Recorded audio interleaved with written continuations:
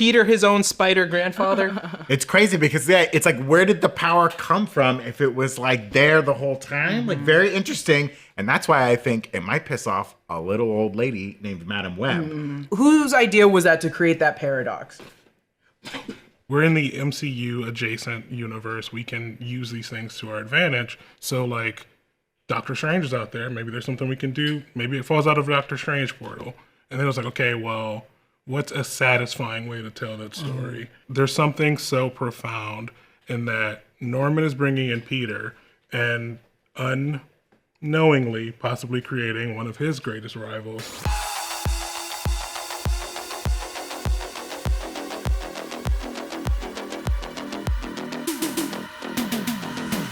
Welcome back to the break room. Hey, big reveals, big fights, and big bald head in the sky. These 2 episodes had it all. That's right, this is the after show. Today discussing Your Friendly Neighborhood Spider-Man episodes 9 and 10. And later in the episode, we'll also be speaking with showrunner Jeff Trammell. We're so excited to speak with them. Hit that graphic.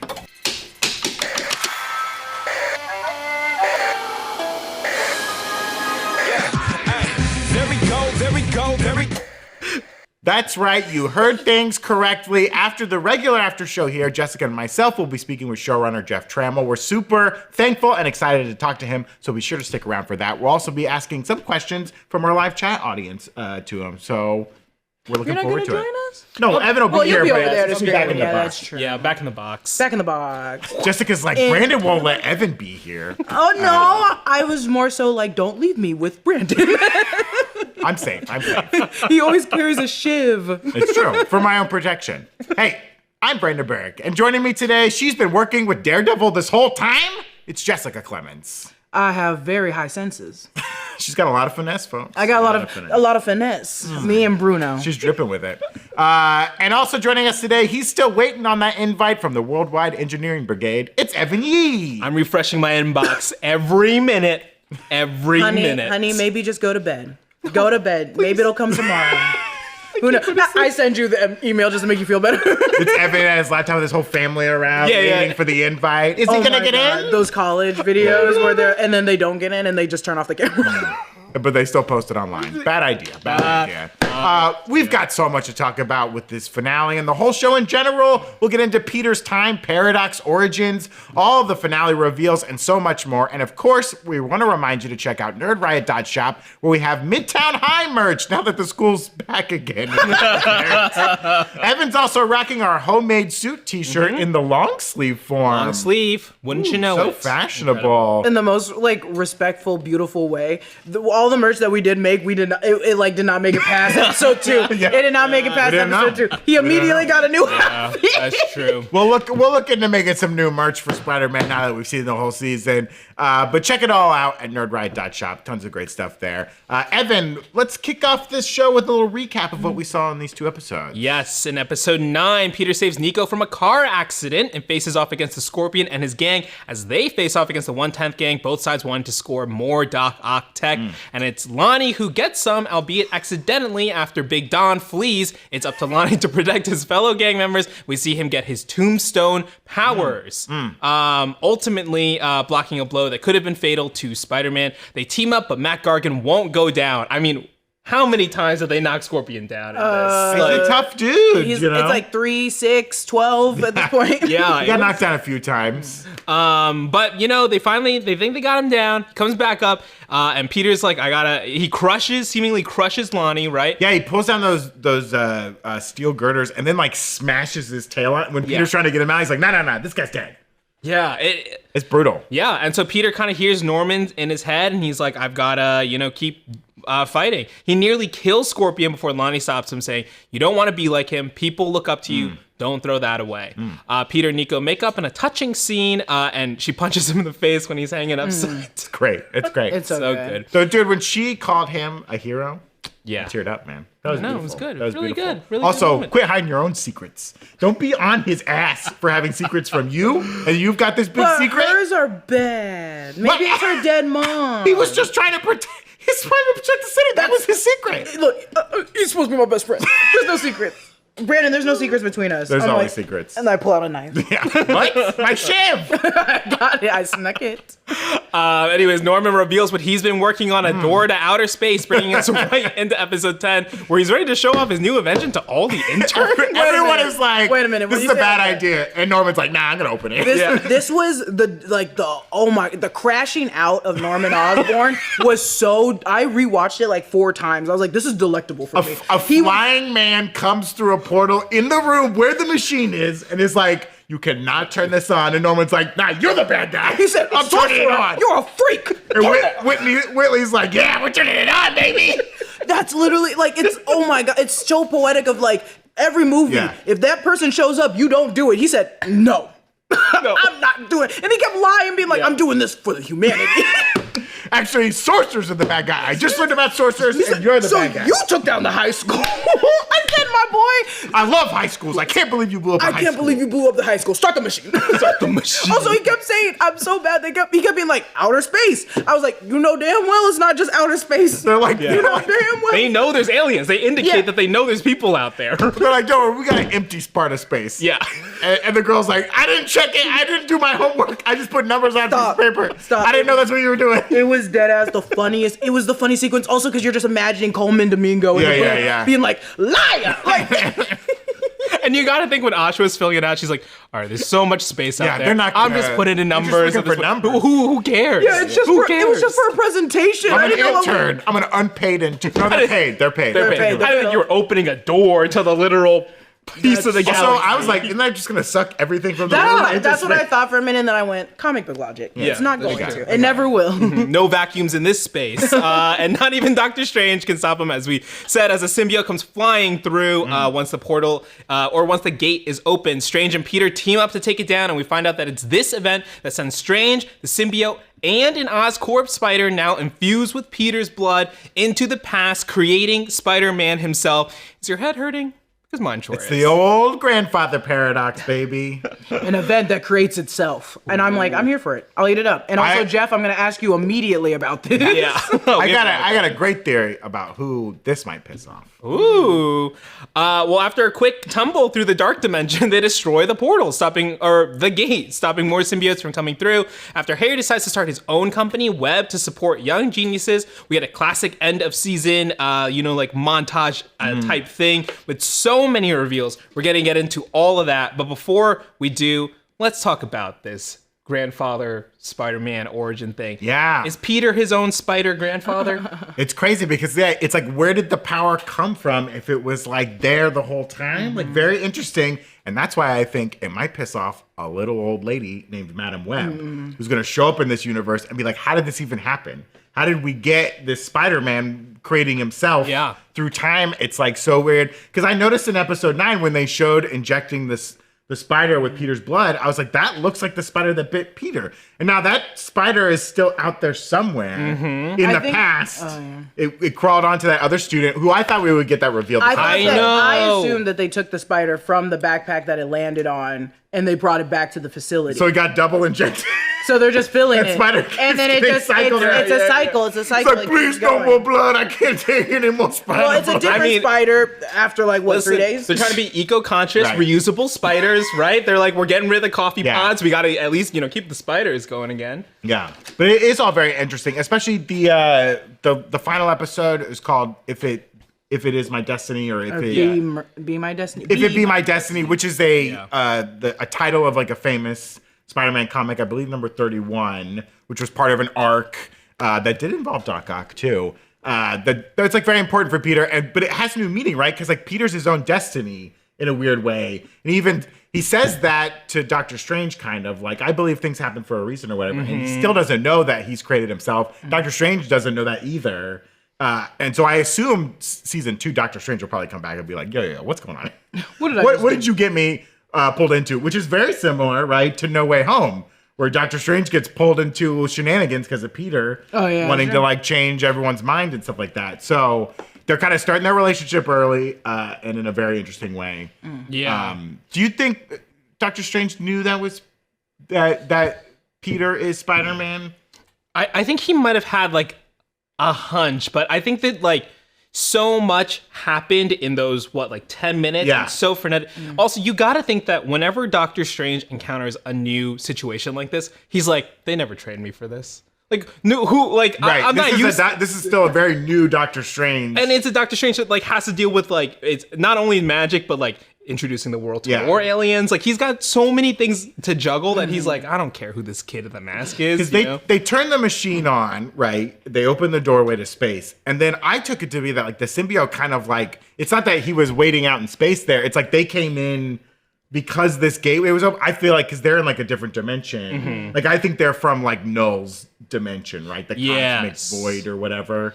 Where he created the symbiotes, that's where they came from. It does seem like that would be a good way to, up the stakes a little bit, but it also, so much is happening street level for this Spider-Man that, it is fun to have a world-ending thing like that kind of percolate in the background. You put it on simmer mode on the little, back burner or whatever, and but you have all this other stuff in the foreground, which is all the things happening in New York. Sure. All his friends, right? Yeah, and not even, the friends we know about. There was that big list of people that Harry is inviting to Webb that are, a lot of them are characters in the comics and stuff. So we're going to get even more people pulled into this universe. Yeah, how does Harry have all those friends when he complained about having no friends? Well, he's just got contact lists from emails, true. you know what I mean? He said, you got a smart kid? Give them to me. Send them my way. He has all these business ventures. And that's also the thing, the second season we're going to see is his dad be kind of mad because he's going to be like, you took all my prospective people that I'm stealing ideas from because Amadeus Cho is still within Oscorp. Yeah, he's sticking behind, right? Yeah, he's staying behind. But that's also because he was like, I immediately knew what you were up to and I was still doing this. I wonder if Amadeus Cho will get his powers because he's saying he's sticking around and he maybe helps in what will become a Green Goblin program or something like that. Oh, yeah. That'll be fun. Yeah, an interesting kind of I mean this is crazy. He's a Green Goblin, but he's a Hulk Goblin. He's green. That's what I'm are we getting Symbiote Goblin? Is that what Symbiote Goblin? We were talking about that earlier. That would be wild, right? I mean, did you think the symbiote was going to grab Strange? I really thought when it cut off and all that debris was that would have been that would have been wild. That would have been Magic symbiote. The cape's just oh, I don't know what to do. Oh, I gotta go. I can't do this. Ew, gross. Ew, don't touch me. No, I immediately was just I thought it was gonna attach immediately to Norman. I thought it was gonna hide, and then Norman was gonna come back, which he did, and then attach to him. But I was also Norman, I hope you're smart enough not to immediately physically touch this thing. Right. Go dissect it or do your weird thing that you've been doing to literally everyone's blood and that comes into your building. And so I'm more worried that I'm him with all his people, they're going to try splicing the blood of Spider-Man with this thing, and it could create just a monster. Because I'm I think it's going to become, it wouldn't be, and maybe correct me, please, if I'm wrong, because I don't know. Every time we do see the Venom symbiote suit, it's always a symbiote suit. It's latching onto a human because it needs a host. And I'm oh, okay, but what if they find a way to just splice it with the DNA of the spider? Yeah, they just kind of introduce it to the blood. And it creates its own monster. It wouldn't be a human because it's not, no part of, I guess, if you use Peter Parker's DNA, could have some. If it attaches to the chromosomes. Yeah, that's why I was I'm more nervous about that. It's gonna be the strongest, craziest being on the, and it wouldn't understand what it is. Almost it's sentient on its own. It doesn't ever latch onto a human, but it takes a human form. Yeah, it could take a human form. Kind of reads the DNA in the blood or something. I was he's gonna be mixing iguana blood with that spider blood. With they that have DNA. all those animals, right? Do you think that all those animals now have Peter's blood? No, I think they were doing that experiment with the spiders, but they kind of wanted to see what they could do with other animal, if they could use the enhanced spider abilities to enhance the abilities of other creatures. I made a note that was oh, is it foreshadowing the villains that we're gonna see later? Because Iguana is clearly gonna be Poor, my girl. I know, my girl, she's got it. She loves and that's the Peter thing. They're Parker. gonna betray us and turn her into the lizard, and I'm gonna be so mad. And I don't think it's gonna be on her own accord. I think she's gonna get changed by accident. It's something gets broken, something happens, and then she's oh God, I'm a lizard man. Peter, you gotta get Harry to steal her away for Webb because that woman was covering her ass so hard. I thought that I was girl, leave. I was Amadeus Cho can stay, but you clearly noticed it was weird that he was doing this. Yeah. But no, I didn't know. But I was also who's a mouse? Yeah. Who's a villain mouse for Spider-Man? Do we have a villain mouse? A mouse villain? Walt Disney. You beat me to it. He's like, well, I'm taking all your money away. No And he more. runs away on a steamboat. But yeah, I want to go back to your Madam Web theory as well. Like, right? Because the more you think about it, yeah, if the spider was just getting Peter's blood, there must have been something internally, right, that like could have juiced up the spider in some sense. There's this like destiny aspect. I mean, of course, we get the Watcher cameo at the end, watching Spider-Man and as he's talking to Strange. And in that moment is that great quote where he says something along the lines of, things that are supposed to happen always find a way to happen. Those things put us on a path to becoming who we're meant to be, right? There is this kind of like destiny element to it. So if it's like, you know, maybe, you know, inversely, she could be like, this was an experiment in a sense to see, could a Spider-Man become a Spider-Man by himself, like or on his own accord? Yeah. I just hope it does attract Madam Web's attention. It's just like, what's going on?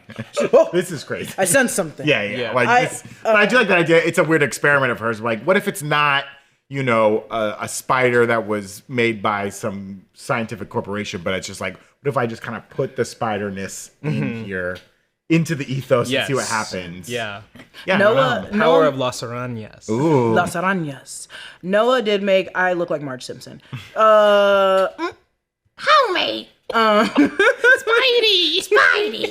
Spidey. Noah did make a mention in the breakdown about how all the Venoms probably sense that Peter and was like, oh, I'm coming in. The hive mind. Yeah, there's the hive mind. Yeah. And that's the thing. I'm not trying to be this person that pushes it, but I'm like, this is a good opportunity for Sony Animation to like think about this. Yeah. To like bring it in to just the idea of it, because I'm like, this series is I think it's very popular, but it also is getting 3 seasons, and it's not you fully diving into the MCU and having to like make some like broker some deal with Kevin Feige. It's like, no, this is still Marvel Animation, your Sony Animation.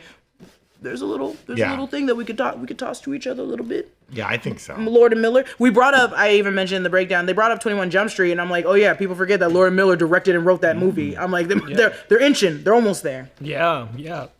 I also wonder too, like, if this Peter Parker does get like a sense of the multiverse, how will that change him as a hero and as a person, right? Because we see that Miles, you know, he kind of got the bug, no pun intended, but also, you know, like, those are all his friends that understand him and taught him who to be who he is. This Peter Parker is learning who he is with a different set of people, right? And will a multiversal threat like resonate with him as much? That's true. Yeah. Especially because like this Spider-Man has like, I think all Spider-Mans have a lot going on, but this one particularly has like 12 storylines. So I'm like, ooh, I don't know. If it was me and I'm like, the multiverse is coming, I'm like, my dad's in prison. I need to go work on that first, and then I'll come back to this. But he might, you know, his line about kind of like things happen for a reason, that's how they're supposed to be, you know, like, he might be happy his dad's in prison if he sees his dad as like a bad dude. This would be a fun he might be like, this is where he belongs. And Peter kind of indicated that his mom is dead, but never talked about his dad, and we don't know the circumstances around his mom's death, if he blames his dad for it or something like that. You know, who knows? Obviously a lot to learn. Very excited to see where that goes in season 2. And we're going to get into some more of, you know, unpacking that and all the other finale reveals. But we also want to take a chance to thank our sponsors, like Miracle Made, because we're all about getting the best sleep possible here at the Break Room, which is why Miracle Made is one of today's sponsors. The temperature you sleep at has a huge impact on the quality of your sleep. It is very warm right now, and sometimes you need to sleep in a good temperature. Because if you're constantly waking up too hot or too cold, try Miracle Made sheets. Their fabric was inspired by NASA, so it's also thermoregulating. That means you'll sleep at the perfect temperature all night long, and plus the sheets are crazy comfortable without the high price tag of other luxury brands. Plus, Miracle Made sheets are infused with silver that prevents bacterial growth. Bacteria can clog your pores, causing breakouts and acne, so sleeping on Miracle Made sheets, it's really good for your skin. Upgrade your sleep this year. Go to trymiracle.com/breakroom to try Miracle Made sheets today, and whether you're buying them for yourself or as a gift for a loved one, if you order today, you can save over 40%, and if you use our promo code BREAKROOM at checkout, you'll get a free 3-piece towel set and save an extra 20%. Miracle is so confident in their product, it's backed with a 30-day money-back guarantee, so if you aren't 100% satisfied, you'll get a full refund. Upgrade your sleep with Miracle Made. Go to trymiracle.com/breakroom and use the code BREAKROOM to claim your free 3-piece towel set and save over 40% off. Again, trymiracle.com/breakroom to treat yourself. Thank you, Miracle Made, for sponsoring this episode Also, thank you to Bird Dogs. You might not be able to tell when we're sitting here at the break room desk, but we are people who wear pants. We don't just Donald Duck it around here. Trust me when we say the pants we wear are comfy thanks to Bird Dogs, which also is a great name. They make khakis that are good looking and comfortable. The fabric's just the right level of stretchy so you can move around, but it doesn't have that weird sheen you get with stuff from like Lululemon or, you know, other brands like that. We also love their classic quarter zip. It's the perfect thing to toss on over a t-shirt as you're leaving the house. This time of year in LA, it's not too heavy and it's not too light, so it works really well. And it looks classy enough that you can pass as industry elite if you gotta. People thought Zach was a Hollywood agent at an early screening of Captain America: Brave New World. What a world indeed. That sounds like something Zach wrote into the script. Zach looks like he's going to steal a lot of money from me. Okay. And hey, a quarter zip, we'll do that for you. If you want comfy clothes that'll make you look like $1 million for less than $1 million, check out Bird Dogs. And for a limited time, our listeners get a free hat with any order when you use the code BREAKROOM at birddogs.com. A free hat. Get their best-selling hat completely free when you use code BREAKROOM at birddogs.com. Support our show and let them know we sent you. Once again, use code BREAKROOM at birddogs.com. Get their best-selling hat completely free. Thank you, Bird Dogs. Man, I want a hat. I gotta use this. Evan will do anything for a free hat. Dude, I love hats. I gave him my hat from the Netflix event. I didn't know how much it would mean to him. The Squid Game one? Yeah. I love the Squid Game hat. I can't wear a baseball cap. Why not? It looks weird on me. Yeah. I bet it doesn't. Same. What am I gonna put my hair down? Yeah, Can I put my bun through the little hole in the You back? could. That's what a lot of people do. That's what a lot of. I also wanted to shout out some people in the chat right now. Someone during the ad read just left a YouTube message. The Winter Izzy saying, "Y'all got legs?" ? Love that.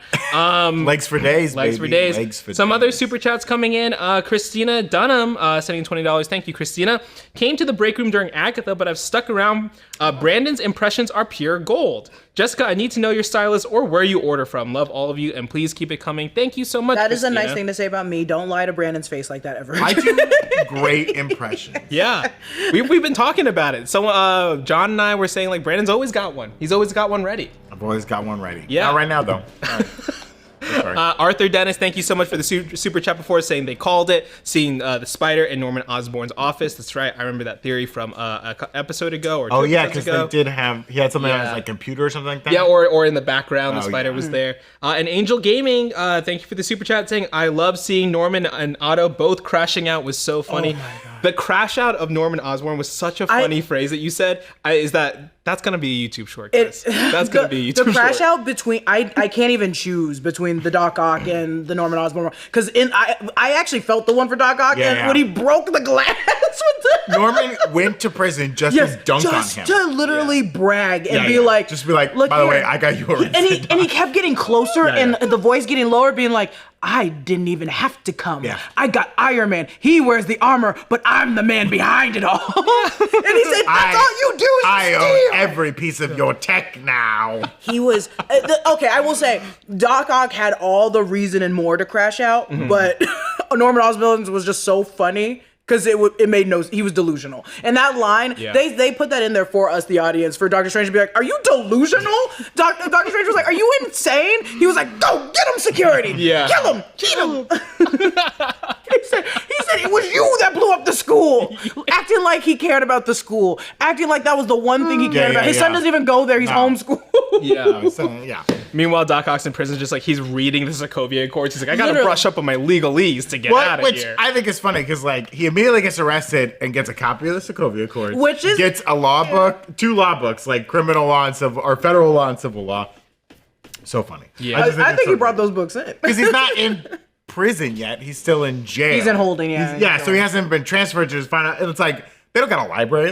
They're probably like, to be I guess fair- get the man his books. To be fair, he's still a genius, so he probably just said something that was so yeah. confused. Because if I was a security guard, I'd be like, just get him the damn books. Yeah. He's not gonna do anything. He's a scientist. He's just gonna read it. He's not Once gonna again- make a gun out of it. Hugh Dancy. I mean, we talk about Coleman Domingo as Norman. Hugh Dancy as Otto Octavius is so good. Very good. Now I cannot wait for him to be a big villain in season 2. The voice acting overall across the board. Top notch. Oh Really my good. god. Yeah. And again, I put that on Jeff, and I mean, ask him if that's truly him. I'm like, he spent so many years at Cartoon Network and doing all these things. I'm like, oh yeah, he just knows like how to like work with voice actors, but also be like, this is exactly what I want for my role. Yeah, it's really good performances. They're so good. He's Hugh Dancy's them. Yeah, Amazing. I want to hear him all the time. We already got a question too about like, how'd you cast Hugh Dancy for that? Because he's great. It's so good. It's so good. Excited It's to talk so to good. Jeff about the that. Coleman Domingo one he did talk about in the Marvel podcast where he was like, I was just as surprised as everybody else. I guess he like auditioned and they were like, yeah, Coleman Domingo wants the role, and he was like, Give it Yes, to him. please. if it Give was it to me, him. I would have had a heart attack, Yeah. pooped my pants, came back, and then been like, oh, pooped again. Yeah, I mean, he is really great because you can't tell if he's like evil or crazy. It toes the line so I'll tell you right now, well. I'm not behind it. I don't support it. The thing is, he's not persuading me enough. Yeah. But I do believe that he believes so hard in Yeah. his mission. But I think he's still lying about what that mission is. I don't think I think he believes himself. But him saying it's for the school, him saying it's for humanity. Well, yeah. I'm like, no, I think it's just because you want as much power as Doc Ock. You want all that. And I mentioned this in the breakdown. Sorry. That I'm like, Tony Stark still has the Avengers, but he's also Iron Man. And a genius. Yeah, and a genius. And Thunderbolt Ross still has the military and the backing of anything political and has money. And I'm like, Norman Osborn, all you have is money. He's a good businessman. Yeah, you're a good businessman. But I maybe think not he wants, technically smart. But those right? two still, you can weaponize the military, you can weaponize the Avengers, you can weaponize Iron Man, but he doesn't have a weapon. So he's like, I need Spider-Man. I need someone that I can use. Also, I'm just gonna become one, and I'm gonna become crazy. Yeah. I love a crazy man. I love a crazy man. Let's talk about some more things from the episodes, like Peter, Strange, and like the Watcher, and how that all goes together. We have the Watcher watching, right? Do you think this implies like that this moment is one of those like Nexus points or canon events for the universe of Spider-Man? Like, why is he watching like this moment? You think is so important? Well, do you think he hasn't been watching the entire time? Well, he is. He's always watching all things like that kind of stuff. But I think them showing him in this moment, I think means that this was like a very pivotal moment. yeah.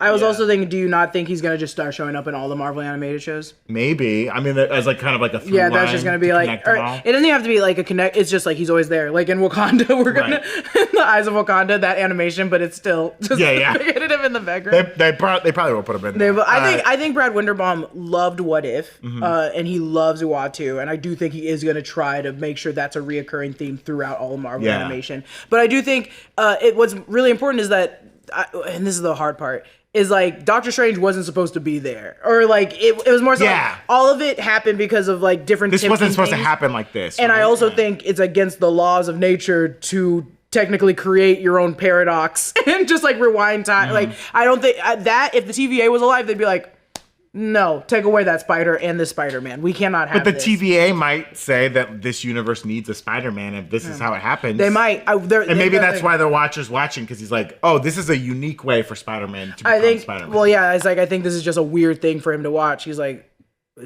he's not supposed to be meeting him like this. Yeah. Like this is a weird thing. And I think it's also like, that Peter's friends are all kind of like gonna be powered individuals. Makes this a very unique opportunity, right? He's just watching. Yeah.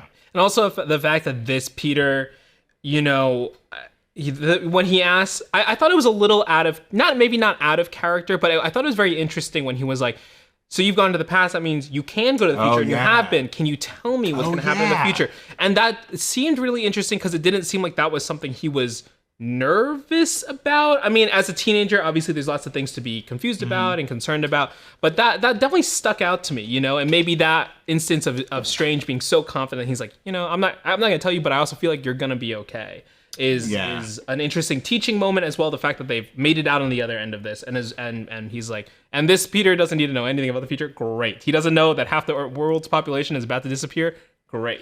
Well, that's No, I was just like, he's just like, whatever. Also, did Doctor Strange not know until the fight, or like when did so we're also assuming Thanos is coming to this world and destroying it. Let's just say. So if he was, when did Doctor Strange find out that Thanos was coming? When Hulk crashed into the Sanctum Sanctorum, I think. Yeah. Which movie was that? That's in Infinity War. Okay, so it wasn't until Infinity War. So he probably doesn't even know right now that the world's going to explode. And he also doesn't... Or half of us are going to disappear. It's Spider-Man, I don't remember the exact language. It's Spider-Man that says, you've been to the past, so you must be able to go to the future. I don't think he says he's gone to the future or looked into the future yet. And Evan and I were also talking too, that like, this is a very new Doctor Strange. Because he kind of like just became Doctor Strange not that long ago. Yeah. the world doesn't know who he is yet, right? Because everyone's like, sorcerers, because they wouldn't know about sorcerers really until Endgame. Because it seems like after the Endgame battle, people are more aware of magical beings. Yeah. And I haven't like seen that. anything about Wanda in the series yet. Right. There hasn't been any talk of Wanda. Right now, she's still an enhanced individual. She would be at the Civil War battle. But we didn't see her at there. Leipzig, but yeah, we didn't. we didn't see her it. there, and they're only made mention of not knowing who Marvel. Is she not there in one of the little I think stills? it's just Bucky, Ant-Man holding Rhodey or Iron Man, I and don't then think I you see think her Captain in the America's in the image. corner. Yeah. And the way that they're acting about magic, I was like, okay, so I guess Wanda doesn't exist. Also, someone can correct me in the chat if that is not right. That episode was so long ago, I know. but I remember. think you see her but in the the way they image. were acting about magic, I was like, Wanda exists. Yeah. And if I saw her immediately, I'd been like, that's a witch. Well, and even like Wanda's powers initially in the MCU were not really capital M magic, right? It was more like she's an enhanced individual using Tesseract abilities. But if you're you like know? Norman Osborn or just Yeah, regular civilian, you're like, that's Well, magic. this man dropped the S word on him. He said sorcerer, okay? Hard He's S, like, hard sorcerer. capital S, dude. He said sorcerer. Excuse me? He said, and then he had, I'm sorry to go back to his crash No, out, that's great. but that line of being like, only an insane person. I said, boy, you're about to call yourself the Green Goblin. I was like, that's crazy work. That's what a lunatic really calls themselves, the Green Goblin. That's a goblin. If your name has goblin in the title, you are already a crazy person. That is I mean, insane. Norman doesn't call himself that. The Goblin calls himself that. Okay, It's I'm a sorry. different My bad. side of Norman. I'm sorry, my bad. I mean, maybe in this universe, they're going out, he decides to pursue the space program and he's like, I need all these minerals. I'm gobbling them up. Oh, boy. He's gonna be goblin. All I'll say is this doesn't disprove my Green Goblin AI. The normal. It still happened. Wait, It what still is the Green Goblin AI? that the Green Goblin will be an AI that he creates that goes crazy. like Vision? Yeah, it'll be like it'll be in the computer. The Goblin will be in the computer, and it'll take over. All of Okay, his so tech. it's This was Zola. based on- It's Zola meets This was based on the glider showing up after by itself. Okay. on the fight, and it sounded like Norman's voice coming at it, but I was like, that's actually the Green Goblin. That'd be AI. funny to make an AI Green Goblin. I think that'd be a Right? very fun I'm thing. gonna pitch I it to think Jeff when he's here. and Don't see do what he thinks that. about it. And then if it happens, I'm gonna demand $1,000 $1,000 for that idea, baby. No tax. Don't tax it. Don't tax cash. I'll do it later. Small Don't worry bills. about it. You'll take too much out. Small bills, cash. The last thing I want to ask about, or at this point before we move on, Joycey Ladd asking a great question and we might ask it to Jeff later, was the idea to include the Watcher an internal decision or something to be put in by the studio as that's a good connective tissue? question. Because in X-Men 97, obviously, there, in the Genosha episode, we see the Watcher, Yeah. another kind of blink and you miss it cameo.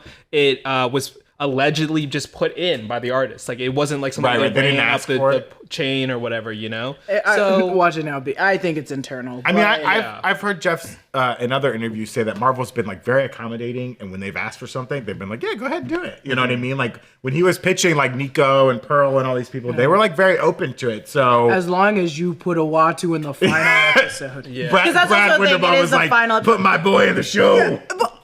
But also it could have been worse. I'm like, this is Yeah. the Watu. It makes Yeah. sense. It makes sense, and it's like that is the one person that should be in everything. He's in the Group sure. Baby series. Right. He's now in What If. He's in this. I'm like, yeah, he needs to be everywhere. Yeah. I think it's good connective tissue Yeah. ahead of Doomsday and Secret Wars. Yeah, because then 100%, when he shows up, I can't wait for him to show up and be like, I've seen everybody. And I want him just to look like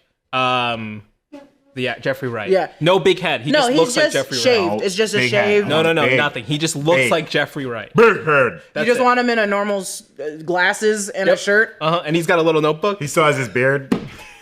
I think I'm just picturing from the What French is Dispatch, actually. I was like, yeah, are you thinking of the Basquiat movie or whatever when he was John Basquiat? Oh, that was horrible. Jamari Jordan saying Marvel animation has been quietly very consistent. Thank you for the super chat, Jamari Jordan. Yeah. I think I think we have differing opinions Yeah. on What If, but like at least in the consistency part, they are delivering like generally pretty quality products, and also using the Watcher as this way to kind of like help connect is very fun. I like the way you said it like a salesman.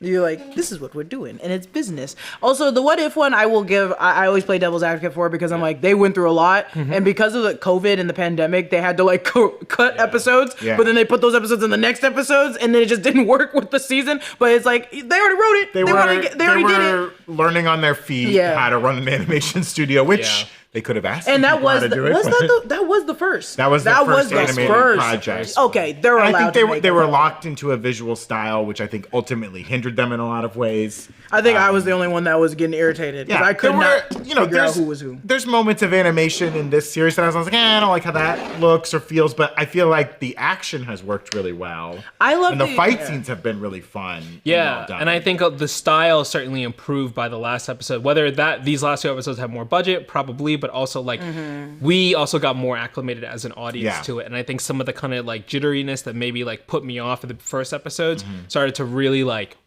sell or work and gel together. This is obviously a different conversation than what people probably tuned in for is What If Talk, but I also will add that I was like, they just don't have enough stories yet because we don't have enough. It seems like we have a lot of characters in Marvel, but we actually don't. And it was so quick that they used all of them in the recent season. They ended up having to use. They had to keep reusing some. Yeah. And I was like, we just don't. Once the X-Men come in and we let more weird Inhumans and call them mutants in, that's when I think we should go back because I would love a Spider-Man Fantastic Four story of What If, and I want like a bunch of other characters that I'm like, we just don't have.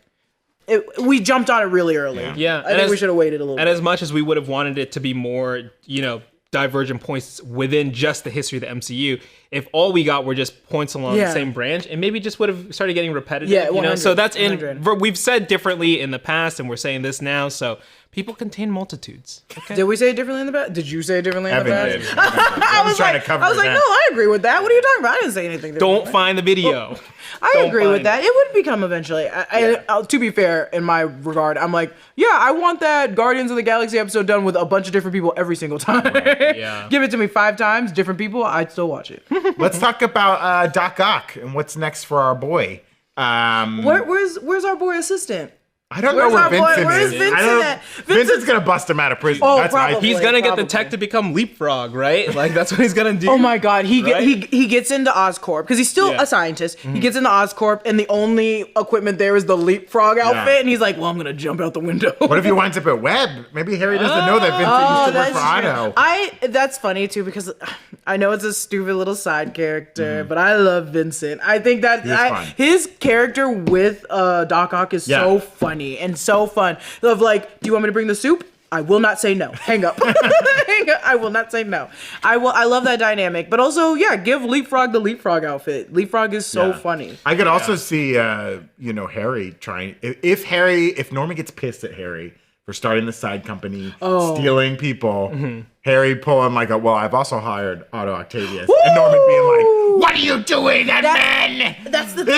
That's the thing. Everyone has like a little chaotic neutral in them, and I'm hoping he finds it himself, Doc Ock, because I'm like, Doc Ock, if you were just doing it not for evil, like sinister reasons, we'd all be fine with you becoming number one. You're giving it to bad people to rob banks. Yeah, and it seemed like that's not even like what he necessarily wanted to do. Yeah. It was just the way to make money, right? Yeah. And now it seems like he's pushed in that direction, right? We got this really interesting image with like him sketching out all the arms around him, and he's doing this in plain view of everybody in the jail cell. Well, right? no, everyone's like, you're not gonna get the equipment. Did you think he was gonna pull like an influencer and turn around and stand in front of the wall with the arms behind him and being like, "I think I've got an idea." He goes TikTok live. He does an NPC stream to raise money for his arms. How did this person in prison get a cell phone? Yeah. Hot dog, thank you. Hot dog, thank you. Stop it. I'll take soup. Who was it in? That was Umbrella Academy. I was like, it'd be funny to see this version of Doc Ock get his like tentacles on the front instead of the back, and they're just coming out of his chest. He also, Evan, did you put it? He drew 8 arms, right? Yes, he drew 8 arms. Yes, he drew 8 arms. He also like drew that. It's such a weird way. Like he seems like we know he's messy because we've seen his desktop, his physical desktop. You don't need to bring that up. It was a hard. But the way time. he drew this is like very kind of insane, right? A little bit. But he hasn't had that like. It is 8. Is it 6 or 8? 2, wait, it might be 7. It is 8. 7. Wait, No, you're at 8. The one goes under. like, no. It is that one. It is that one at the end. No, there's on the 4 left. claws on the left and 4 on the right. No, that one at the very end by his hand. It curls and Left goes or under right? the other one, left hand. Okay. It curls and goes under one of the don't know. tentacles. well, it's more than 4. It's more than. I can tell you that much. I can tell you that much right now. Do you think he drew them because he's like missing his little arm buddies? I Or, think like, he's trying He's never to make had a them suit. on, as far as we know. I also the way that he went off on Norman Osborn shows that this is like his ultimate invention, and I think this is gonna be 4 times worse than Scorpion. And Well, and the tech was in the Scorpion device, right? The way the arm works on the So this Scorpions. is, after that talk with Norman Osborn, he's like, I'm in this prison, in these walls, and I have only the concentration to make the biggest weapon that can destroy and get me out of here. He's going to be collecting those the forks and blades. He's going to just start making prison tentacles just to get out. Dude, just if to he get out. makes tentacles out of bed sheets and soap, I'm going to fucking lose my mind. He's just going to put all the soap in a pillowcase, and he's going to... They're gonna be like, Otto, why do you keep buying tiny little radios from the canteen? They're the only thing with microchips in them. I need as many microchips as I can get. That's the sad thing for him in prison is like, do not give him anything that is like even a little with bit. a computer chip. Keep it away from him. Nona sending in a super chat saying Rhino might break Doc Ock and Scorpion from prison, and we get a Sinister Six with Norman, Venom, and either Tombstone or Lizard next season or in season 3. I agree with them. Very interesting. I agree with them Very completely. This is I think Noah made the comment in the breakdown of like, oh, we're getting into the biological kind of. We did like engineering, science kind of experiments this time. With even the appendages were always like just engineered. Yeah. This is gonna be like bioengineered. Oh, like the blood. second season. In the second season, he's like, oh, I think it's gonna be splicing people together. Splicing.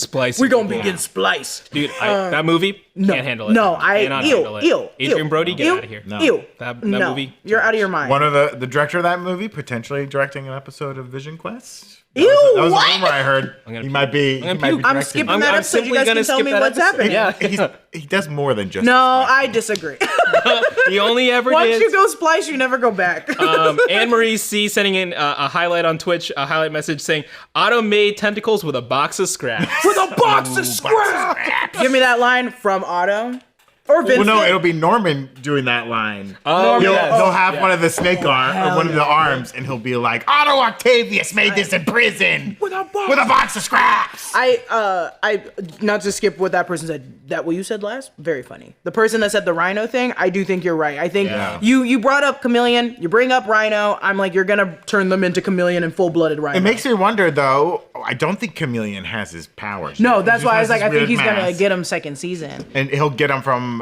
You think maybe from Norman with the splicing? This is my fear. This is my fear. I don't know if they're gonna do this. I don't think they're gonna do this, but this is just my fear because I'm like, okay, they're gonna have to upgrade from using experiments on animals to people soon. And if they use like Doc Connors as like force Doc Connors to be like a guinea pig in their experiments, what if they start just taking some people out of prison to be using them as guinea that's pigs? very possible. Because I was like, I think these guys, like a lot of the people that are villains are also just criminals right now, just normal criminals. So they're just gonna go to prison. Especially if he's got take 'em. Norman's got a tight connection with Thaddeus With Ross. Thaddeus Ross. If these people are going to like federal prison, then it's like very easy. Woo! So And I'm out. he's And he's gonna turn full villain. That would be the most villainy thing for you to do. To be like, oh, they're fine with it. I'm gonna turn them into a rhino. Yeah.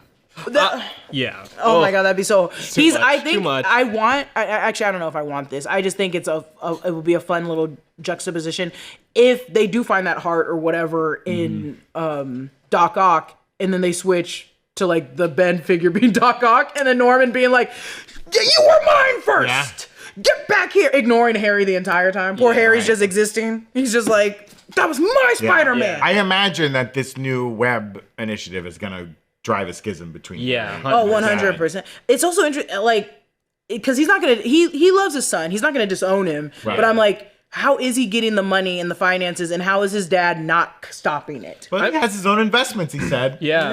And I think his dad would be like, listen, I don't like that you're doing this, but I like that you as a person may be taking initiative, right? Yeah. Maybe, well, right? Is a possible way. He still is, and I believe that he's still supportive. Like with the Spider-Man thing, even though it was for his own reasoning or whatever, he was still like, yeah. You're a good He person. wanted his son to be involved in it too. And he wanted to, and that's why I think I'm like, oh no, Harry and Norman loves Harry. I just think he's gonna be like, it's gonna be a sad climax for them. So yeah, we're talking a lot about the future of the Osbornes. I wanted to shout out this great match cut in the editing where we see Norman looking. He goes from the symbiote to Norman, and it cuts on the eyes. You know, a classic film technique to show the similarities between them. And Harry's eyes are on Webb. They're both looking towards the future, and this is probably what's going to guide them in the next season going forward. We've gotten a lot of questions throughout the season about Norman becoming Green Goblin. Goblin or something else. We haven't gotten it in this episode, in this season. Maybe we'll see it in future seasons. But people like SP Bat asking, do you think Norman will ever be the Iron Patriot in this show before or maybe after the, becoming Green Goblin? What do you guys think? So someone's been asked. I do like that idea, right? Especially if Norman now has access to all of Otto's tech, which is very technologically engineered to be like pieces of armor you put on in different ways. Yeah, him becoming the Iron Patriot. I mean, that would have to, I think, get into a whole storyline with Ross and Iron Man and all of that. Yeah. And I don't think it's out of the... Oh, sorry. No, you say. I think I'm saying the same thing you're saying. No, you say that. No, you say it. You say it at the same time. All right, we'll say it at the same time. Ready? 3, 2, 1. I think someone else is going to be the Iron... Yeah. I think they would give someone else the Iron Patriot than him. Yeah. I think that if Norman were to suit up, it would be something that's like midway through the Green Goblin or Iron Patriot, right? Something like that. Maybe a new character or something else. I think we're also moving to I think we're moving in the direction of the Green Goblin because of the glider note that they mentioned that was like, ooh, its first field test, which was saving Peter's life, is what made them upgrade whatever was wrong with it before. Yeah. So it's like, oh, he wants the glider to be proficient enough to maybe hold someone of certain weight to like get there quicker and to do these things. So I'm like, oh, he's using it for himself. And I think this is a Norman Osborn, now that we've seen the whole season, that kind of like values the independence he has from the American government, right? 100. If this is a world that is like so heavily adhering to the Sokovia Accords, at least right now because they're new, he would then now have to be like a lapdog, so to speak, to the government as opposed to operating on the outskirts of it, which he is with like having Spider-Man in his control, you know? He wants those government contracts too. He needs that fund. What would be his motivation if he does become the Green Goblin with what we have right now? You know what I'm saying? Because I'm like, he's always saying like, even if he is, I think he's lying, but if he was like, we need to be prepared if the Avengers like fail us, we don't have anything to protect us. I'm like, but the Green Goblin's evil, and what are you gonna do that's gonna protect the humans of New York? I could see like the Green Goblin side, the anger. Because he's got to get angry at Spider-Man, right? Okay. And it could be like, you took Harry away from me. You turned Harry against me. That's true. You know, you have your little Webb initiative. What about me? What about Daddy? Daddy wants his son back. Give me my son back. And he gets on the glass. He goes in. And then Aunt May's praying. Dear God, please. It will be like, I think it has to be a multitude of things. And one of those things is definitely Harry being like, who are you? Yeah. You're not the dad I wanted. Or if Harry swoops in and gets the government contracts and like Oscorp starts failing because Webb starts doing well, he can get angrier and angrier. You know what's gonna happen? Yeah. Finesse is gonna work for Webb, and then she's gonna be like, look, Harry, I found all this dirt on your dad. And she's gonna be like, put it out there, give it to the Daily Bugle. Give it out to the Daily Bugle. I don't care if I lose my fortune. My dad's going crazy. Yeah. And his dad's gonna be like, my money's gone. Well, you blew up the school. We should get into Finesse and Daredevil, but also really quick, if you're curious about Webb, Brandon, what is Webb? Webb, you Parkheads know, the Worldwide Engineering Brigade that started at a Disneyland Adventure Campus. It's kind of the premise of the Spider-Man ride there. And at Avengers Campus, Peter Parker's part of it, the Tom Holland version of Peter Parker. Harley Keenan's a part of it. Wow. And two other people whose names I currently forget. Moon Girl is one of them. Yeah. Lunella, I'm blanking on her last name, but Lunella, yes. And then there's one other person involved whose name I also forget. But it's like a fun little tie-in to Disney parks, which I always appreciate. Yeah. And that was Disney internal. No, I'm joking. Yeah, that'd be insane to put that note in there and be like, it'll get them, because it's like some people don't go to Disneyland. Well, maybe we can ask Jeff what came first. Did he go to Disneyland first, or did they say, hey, put this in first? I love anything that can like justify it. I'm very mad at the Star Wars universe, all their stuff. They never mentioned Batuu.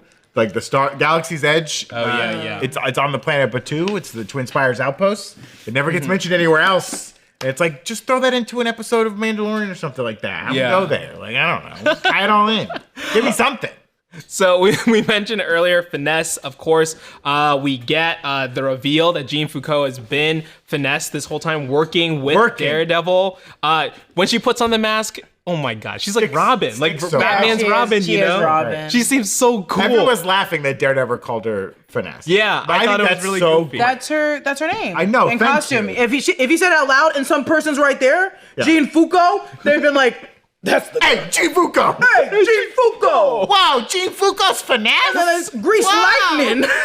You see her stick that Go, little Gene mask on? Fuko, you're going down the Go, Fuko! Oh, Gene Fuko!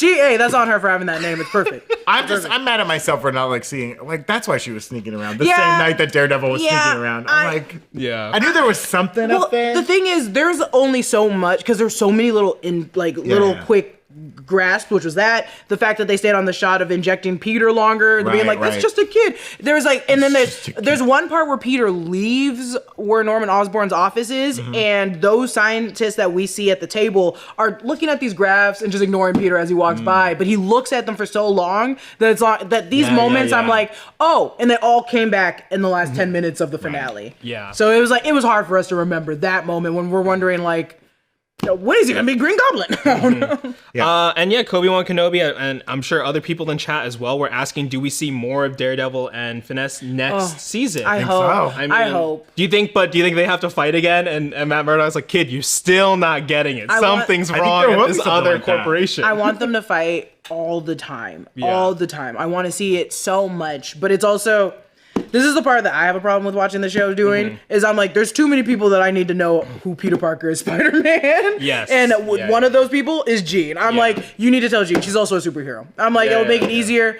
That way you don't have to fight her physically and she'll kick your ass. Like, you don't need to do it. Yeah, it will be interesting because, I think the idea of secret identities and like who heroes are is not as big of a point anymore in these stories, Yes, right? That's yeah. kind of, we've talked about that before. Like it's, that kind of dynamic has dropped out of a lot of these stories for different reasons and for good reasons. We don't need to waste time with the sneaking around and it resolves a lot of conflict that we don't need. But yeah, too many people knowing. Too many people will know. And like, there's too many people. There's too many. Because Lonnie technically doesn't know it's Peter Parker. He just knows like the last Spider-Man. one to know. He's like, oh, I'm just homies with Spider-Man. Yeah. He's like, I'm just friends with Spider-Man.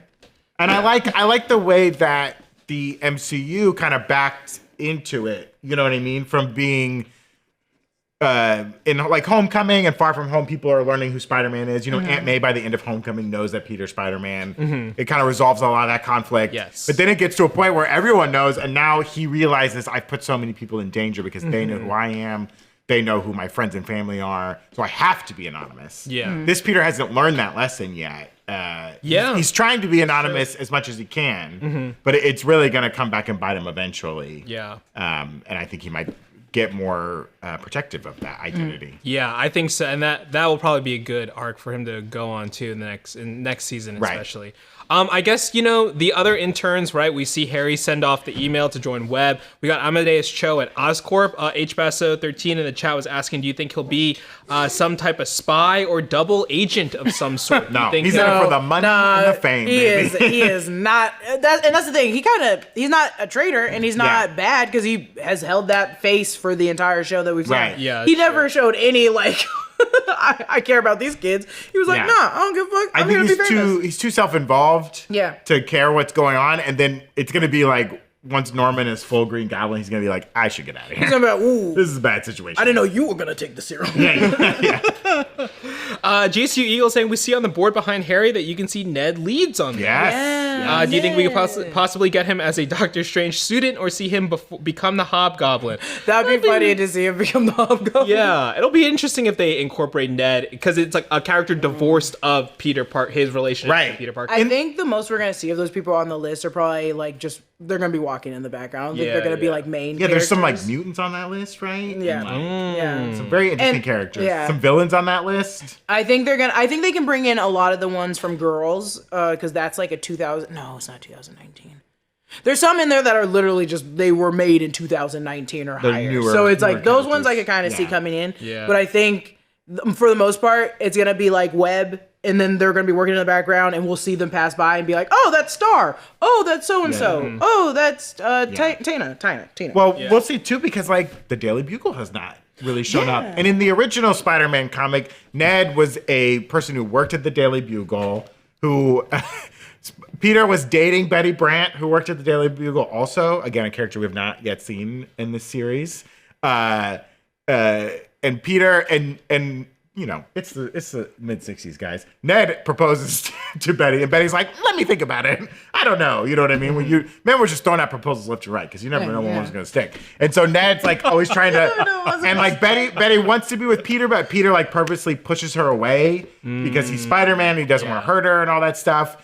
So this Ned could be a very different Ned than we're used to seeing. Yeah, that's true. 100. It could be like more of like a business rival than like a good friend because he's got his man in the chair and he's got 30 friends who all know that he's Spider-Man. So he doesn't need Ned right now. I think so they might play Ned as more of a traditional foil for Peter. that's what I kind of think they might do with Flash Thompson. Yeah. Because they were like, oh, we're going to hold tryouts for a new quarterback. You're going to see new faces. He even said, I don't know what coach says we're going to see new faces unless it's on TV. And I was like, oh, also, it's going to coach, be Flash. listen, if your high school football coach is just going on the announcements and being like, yo, can anyone throw a football? Please. Get a new coach. Please. Okay? No, you should be recruiting. You should be recruiting from the Pee Wee leagues, okay? Line for Lonnie. No. This is Also, bad coach. I'm bad not trying to be recruiter. this person. You got a second quarterback. Every team has a backup quarterback. Like, so you're telling me yeah, right clearly now, suck. you didn't. And They suck. It was probably love Sweaty people. Mike. Yeah.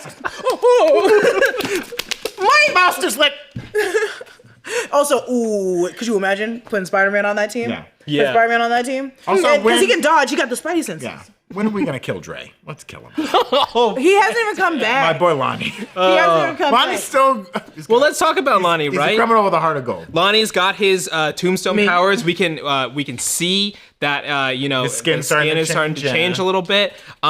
He's just ashy. Yeah, and him and Peter. He was holding a break. It was very dry. It was dry. It was a dry break. Him and Peter team up, but Lonnie's gonna join Webb. Obi-Wan Kenobi saying he's joining Webb. He's getting his GED. How long do you think it'll be until he and Peter are true enemies? Do you think Lonnie will find out Peter's identity soon? That's gonna be a really interesting. I'm very curious how they're gonna play with the tension. Maybe someone can ask Jeff later, like, what is Lonnie's arc gonna be? Because so much of this has been parallel that now, as they're gonna intertwine again with Webb. Ooh, interesting little play on words there. As they're gonna intertwine again. What is Lonnie as his now? He seems like the de facto leader of the 1/10 gang. When's Peter gonna be like, hey, I don't know if what you're doing is cool, right? Like I think we see both sides of it. I imagine why Peter the gang thinks, is important. we'll get Lonnie and Webb. We'll get him out of this life. Don't worry. But I think he's gonna get pushed back, and that's gonna create a lot of interesting tension. That's the poopy thing. Especially when Spider-Man shows up to like stop the 110 from doing a crime. Yeah. Well, I don't think it's gonna be them doing a crime. I think it's them protecting that area. Oh, like the neighborhood? Yeah. It's gonna be like what happened with Big Don. It's like sometimes you have to fight physically. You can't just. Don running away was the best thing I've ever seen. There's crash outs and there's just straight up being a coward. And that man said, "I quit." I gotta drive away. And then Lonnie said, "What are you gonna do?" He said, "I'm going home." He ran away. Lonnie's also. Doesn't he live in the neighborhood he protects? They know the name of the street he lives on. B. Lonnie's literally a minor. I was like, you literally just left this kid alone. Also, if you're a bulldozer, respectfully, you're like, well, I guess you just Dozer. Dozer is so much cooler dropped than the ball. Bulldozer. I guess you let Lonnie be the boss because he's pretty strong. Yeah. Well, now he is. Also, he's superstar. They call him superstar. They used to call him superstar. hate that name. But also, like, if you have to fight for the leader, I'm not gonna fight against Lonnie. I just saw him go like this to the thing. You also made a note in the breakdown that you were like, he was still tore his clothes when the scorpion. Oh yeah, when the scorpions, when the scorpion thing hit him, it was a great shot. The far away, the birds flying, and then it didn't, but his clothes were not scratched. Well, maybe because the spray initially coated the clothes. So him throwing that Letterman's jacket was $1 million. They're gonna throw that Letterman jacket in the garbage truck, and it's gonna crush it, and then the garbage truck is gonna explode. The garbage truck is gonna be the sentient one that Doc Ock uses, and it's gonna be like, wait, this is my technology. Puts it on. The dumpster right. Wait a minute. If I was an animator, if I could draw that well, I would draw that Letterman on the dumpster, and I would. Oh my god! You guys like my new jacket? Do you like my new jacket?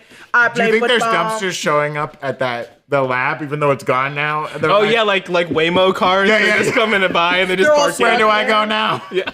They're all stuck there. Where's my creator? Next season, Matt Murdock's like, I need help. There's a new devil on the street. Dumpster devil. He's got an unbreakable jacket. Oh god, there's a dead body in this one. I have to eat. Yum, yum, yum, yum, yum. Dead bodies. Dead bodies. Lonnie, I will say what I do kind of like about the Lonnie story is like when he was talking to his mom about getting his GED and everything, he was just like, I'll go to community college. I'll be doing this. And she was fine. It was a fine thing. It was a normal thing because it's a normal thing. It's fine. Yeah. Well, because she saw her son crashing out, and he seems to have righted the ship, so she's probably just like, yeah, whatever. And whatever still you were to going this through. day, Yeah. whatever you're going through, and still to this day, she doesn't know that it's her other son. Fucking train, dude. And I'd be so mad. I'd be like, "No, you go to my school, And you go do what I was doing. you go be the quarterback. no, you go be the quarterback. No sweaty hands." So sweaty hands. All right, let's talk about Nico, right? She, says, hey, no more secrets, Peter. And then she has a secret of her own. By the way, I'm talking to the devil. Stop it. She can have her little secrets. This one's more bigger. This one's So she says, it's so good to see you again, Mom. In the comics, in the staff of One, it's, there's this magical entity called the One that is trapped in there. Yeah. Do we think that she's actually speaking to her mom here? Or do you think that this is a magical entity, like trying to be like a genie or a djinn that's like trying to break out of the amulet? Or like the Dweller in Darkness in Shang-Chi, right? Where it's like pretending to be her mother 100%. to get released. That would be the darkest thing the show could do. I think is have her listening to this being that's just like talk to me. Like that movie is just like, I just wanted to come out of here. Right. But that thing still did protect her when she was driving Harry's car. Sure. So I whatever it may be, I do think it's protecting her. Yeah. Because it could But also, is that for its own selfish reasons? Like, I need to protect this girl because this girl can get me out. She's got the ability. I mean, this is like Jujutsu Kaisen where Sukuna is inside, he's just a vessel. But it's still like he has to protect the vessel to stay alive as well. Stop it! He has to protect the vessel as well. So it's like, even if it is doing it for its own reasons, it's still protecting her as well. Brian literally shot out of his chair when you started talking about Jujutsu Kaisen. Jujutsu Kaisen's He was like, finally, someone's talking about something decent around here. I love Jujutsu Kaisen. I love He's like, I gotta edit Spider-Man videos. Let's talk about Jujutsu Kaisen. Jujutsu Kaisen is way too violent. We're gonna for get us. demonetized for even saying the name. Why Jujutsu Kaisen? They're gonna come after us. Jujutsu Kaisen. Sukuna. The country of Japan's coming after us. I think that's gonna be a YouTube short now. no. I think Brian just made it a YouTube short. I don't know. I know nothing about Jujutsu. Well, Me neither. I think we have an hour, so I can explain. Great. The folks would love that one. Yeah. I do. I don't trust whatever's in this amulet. I don't trust know. it. I too, think it's the me mom. too. I now think it's the mom. Again, if you haven't read Runaways comics or seen the show, her parents were like Bad. evil in it. So this is like a big change, and it is very interesting that you have both Nico and Peter, who have at least lost their moms.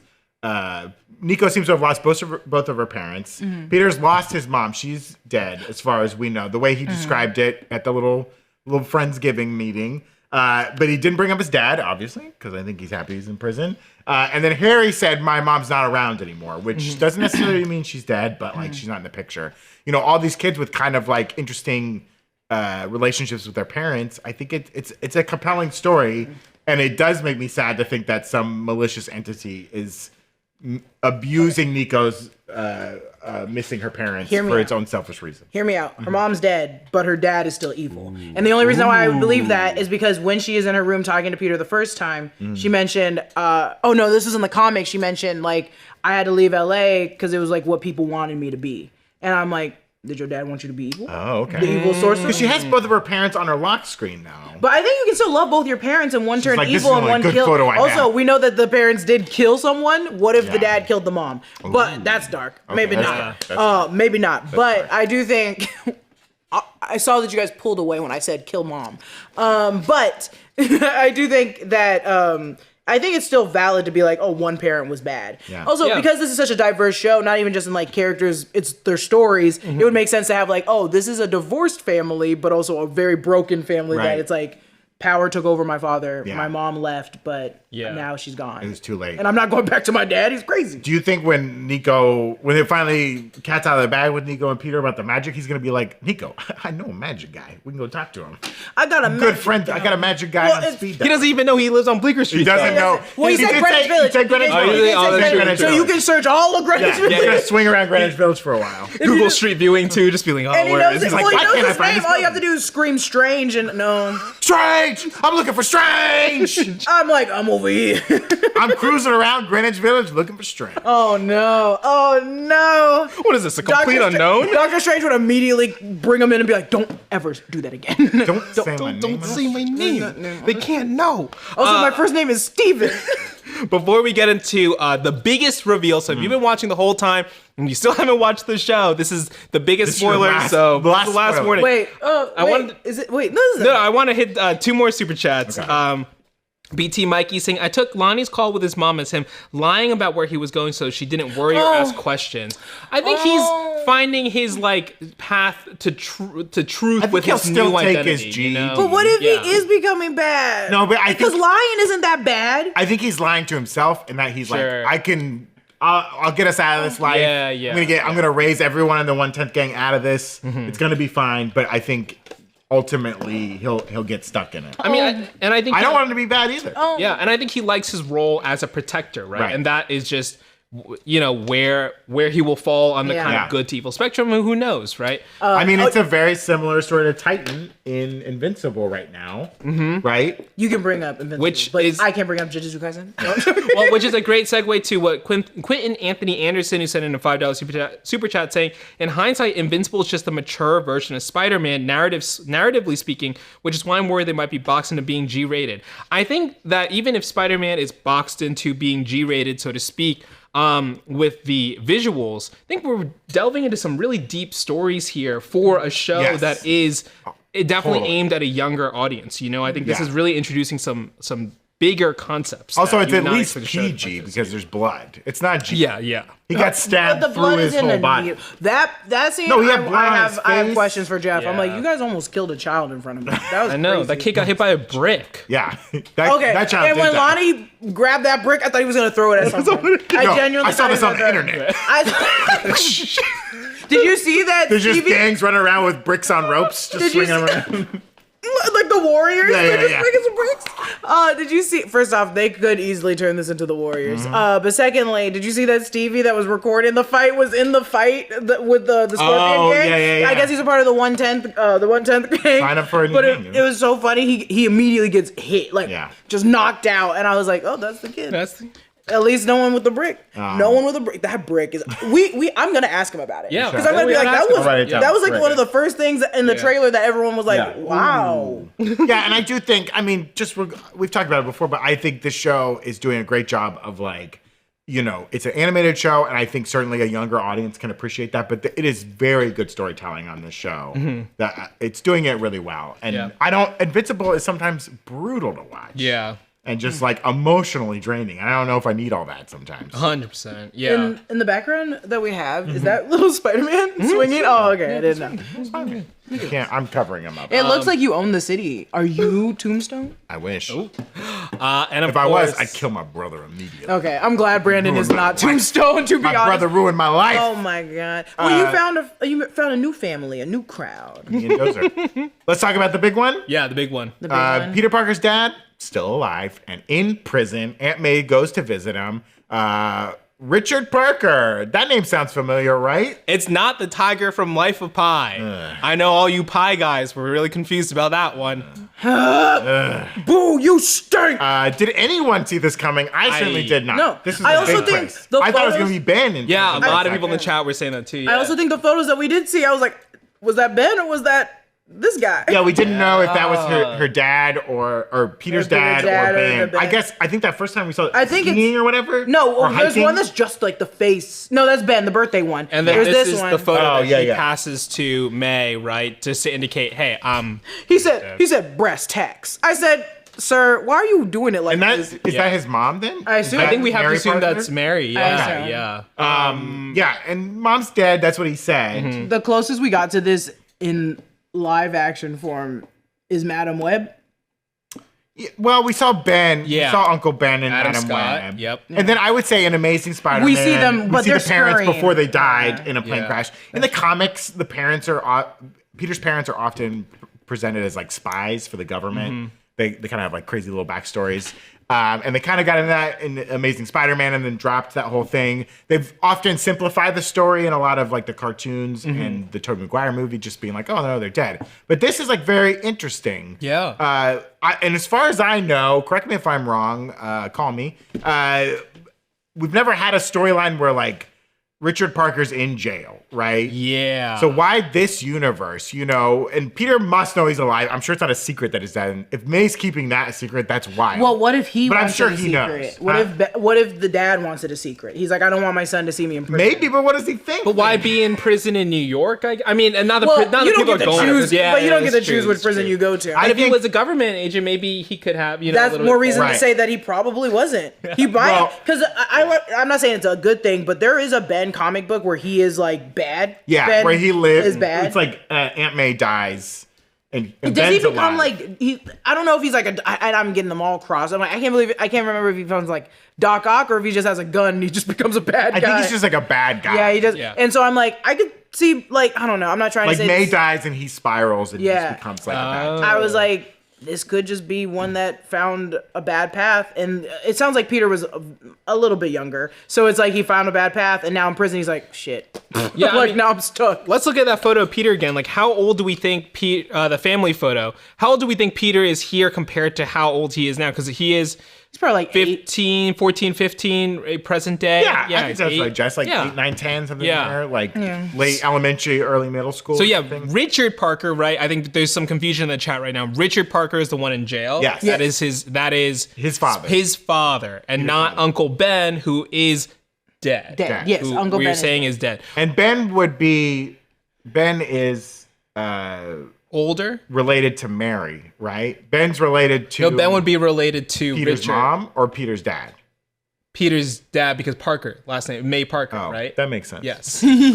So yeah, I think it is interesting. Like, why would he be in jail? Does Peter know he's in jail? Peter must know he's alive at the very least. I would not think dead. so. I think he knows he's in jail, and he just he didn't mention it when he was Yeah. talking about family with his friends because he was like, I think he's either embarrassed about it or Yeah. doesn't want to get into it. And really gives new meaning to, when May is kind of having a crisis that Ben is gone, that May says, I wish he was here because you need someone to look up to, right? And Peter finds that in Norman Osborn, but obviously Norman is a little bit more selfish, and we've seen, maybe Gives a the little more wrong neutral. advice. Yeah.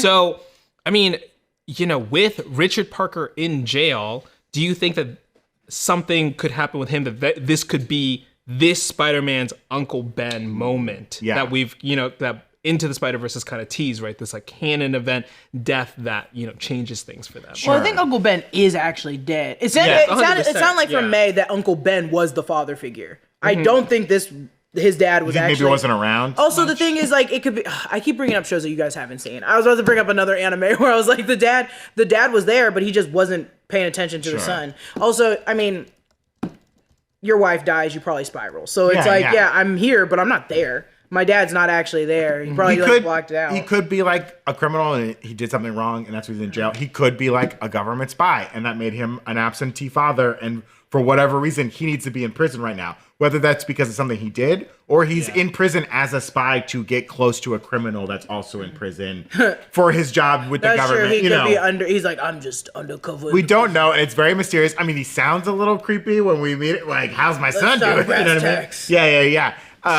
But I do like it. And remind me who's voicing Josh Keaton. Josh Keaton, who was Spectacular Spider-Man, recently featured in Beyond the Spider-Verse. He's going. So I think it's fun they brought in another Spider-Man to be the This dad. is the old Spider. Yeah. This is the old man. I don't know. It's interesting. I'm like, It's a fun twist. It's a very fun twist. I think it's a very fun twist because now we have all these, which I don't think Jeff's gonna answer because it's a season 2 thing. No, but of we'll- being we'll like, try and force him to answer it. what is he doing in prison? What did he do? But also again speaks highly to like your friendly neighborhood Spider-Man. I think a lot of the characters that we've seen are either criminals or highly intelligent. We haven't seen people that are just normal everyday people, and I want that a lot. That's why I kind of want. May's just- kind of normal. but she's not in the show. She just barely every in the time show, she shows up, she goes, "I gotta go on an errand." She loves reality TV. She goes, we know I that got it. much. She's left 4 times and left a note that's like, I have to work late. And I think Yeah. all those times she was actually just visiting Ben. That's why I also don't think Yeah. Ben. That's why I don't think Peter knows really because I'm like, why is she keeping it If this much she's of a keeping secret? the fact that his dad is alive a secret is Well, wild. Well, I- if it's his wishes. Well, I think, that's true. It could be, Richard's wishes. Richard, not But how Batman. Yeah, mentally Richard. would that fuck you up as a kid? As a kid, That's 100%. 100%. But they never parents. I can speak I don't right think now. May Parents would be don't down think with about this that. The plan. attitude that he took with her when she was in the visiting room, he's like, "Let's get down." Like, how is my son? First of all, spectacular voice acting for like a 15-second cameo. Right. Oh, you really, there's a lot of intrigue there. You're very much like, oh, you're commanding this kind of scene. But, you know, maybe he would want to hide. Maybe it's like a mission gone wrong, or maybe Peter still thinks he's on a mission, but in actuality, he failed the mission, or, you know, did treason to the government or something and is in prison, and May doesn't want Peter to know that. Peter's like, oh, my parents just, before my mom died, my parents were always just going on missions, like, and they've always been gone for long amounts of time. It's fine. I live with my aunt and uncle, you know. Dirty scheme, dirty plot. Yeah. Dirty plot. But, but I'm like, I'm not trying to be this person. Yeah, you're my dad. Why are you referring to me as brass tacks? Am I business? Is there a deal? Was there something between him and he doesn't want the pleasantries of the conversation May's trying to have. Yeah. He wants to get down. He wants to know what's going on. But I'm also like, if I think there's those shots, too many shots of her leaving on errands and leaving signs that are like, oh, working late, bye. Yeah. That, or I'm going to be late to work today, it's okay. And it's like, no, you're going to that prison to go visit your brother or whatever. Brother-in-law. But I agree with that. But then it is weird when she does sit down and he's like, you're looking lovely, May. It's like, well, what do you say that? Do you say that all the time? That's why I'm like, what are we talking about every other time? I don't know what's going on. Yeah. And maybe that, and again, good writing, because now I'm like, what's going on? Why is he in prison? I like the idea of him being like a spy in the prison, though, monitoring. Because maybe he'll be in prison with Otto at some point. Yeah. You know, if Otto gets transferred to the same facility, I don't know. Yeah. Well, some final Twitch questions here before we start to wrap up and decide who gets the cover art of the series, I guess. Me. Flipside Hero asking, do you think we saw any canon events in season 1 to this Peter Parker? Any kind of like immovable things in this Peter Parker's life experience? That's a good question. Well, now we know it's the spider, because it's just an endless loop that has to keep happening. Definitely something in the whole arc there with Doctor Strange and the spider. Yeah. I feel like maybe the Lonnie moment. Yeah. I was just thinking that. Which Lonnie when moment? he stops him, right? Yeah, when Lonnie stops him. Killing him, yeah. He's like, we don't want to become that. Like, that episode was titled Hero or Menace. Yeah. Something that we saw in the first Spider-Man movie, the Sam Raimi 2002 one, when J. Jonah Jameson is like, Spider-Man, hero or menace? Like, classic, right? Classic question. And in that moment, Spider-Man had a choice. Do I be a hero or do I be a menace, where I'm just like killing, extrajudiciously? Like, when I see fit, I kill someone. Like, and Lonnie stopping him is like a big deal. And it shows that humanity that Lonnie has. Yeah. That I hope he never loses. So I think that's like kind of the canon moment, because he's heard with great power comes great respect.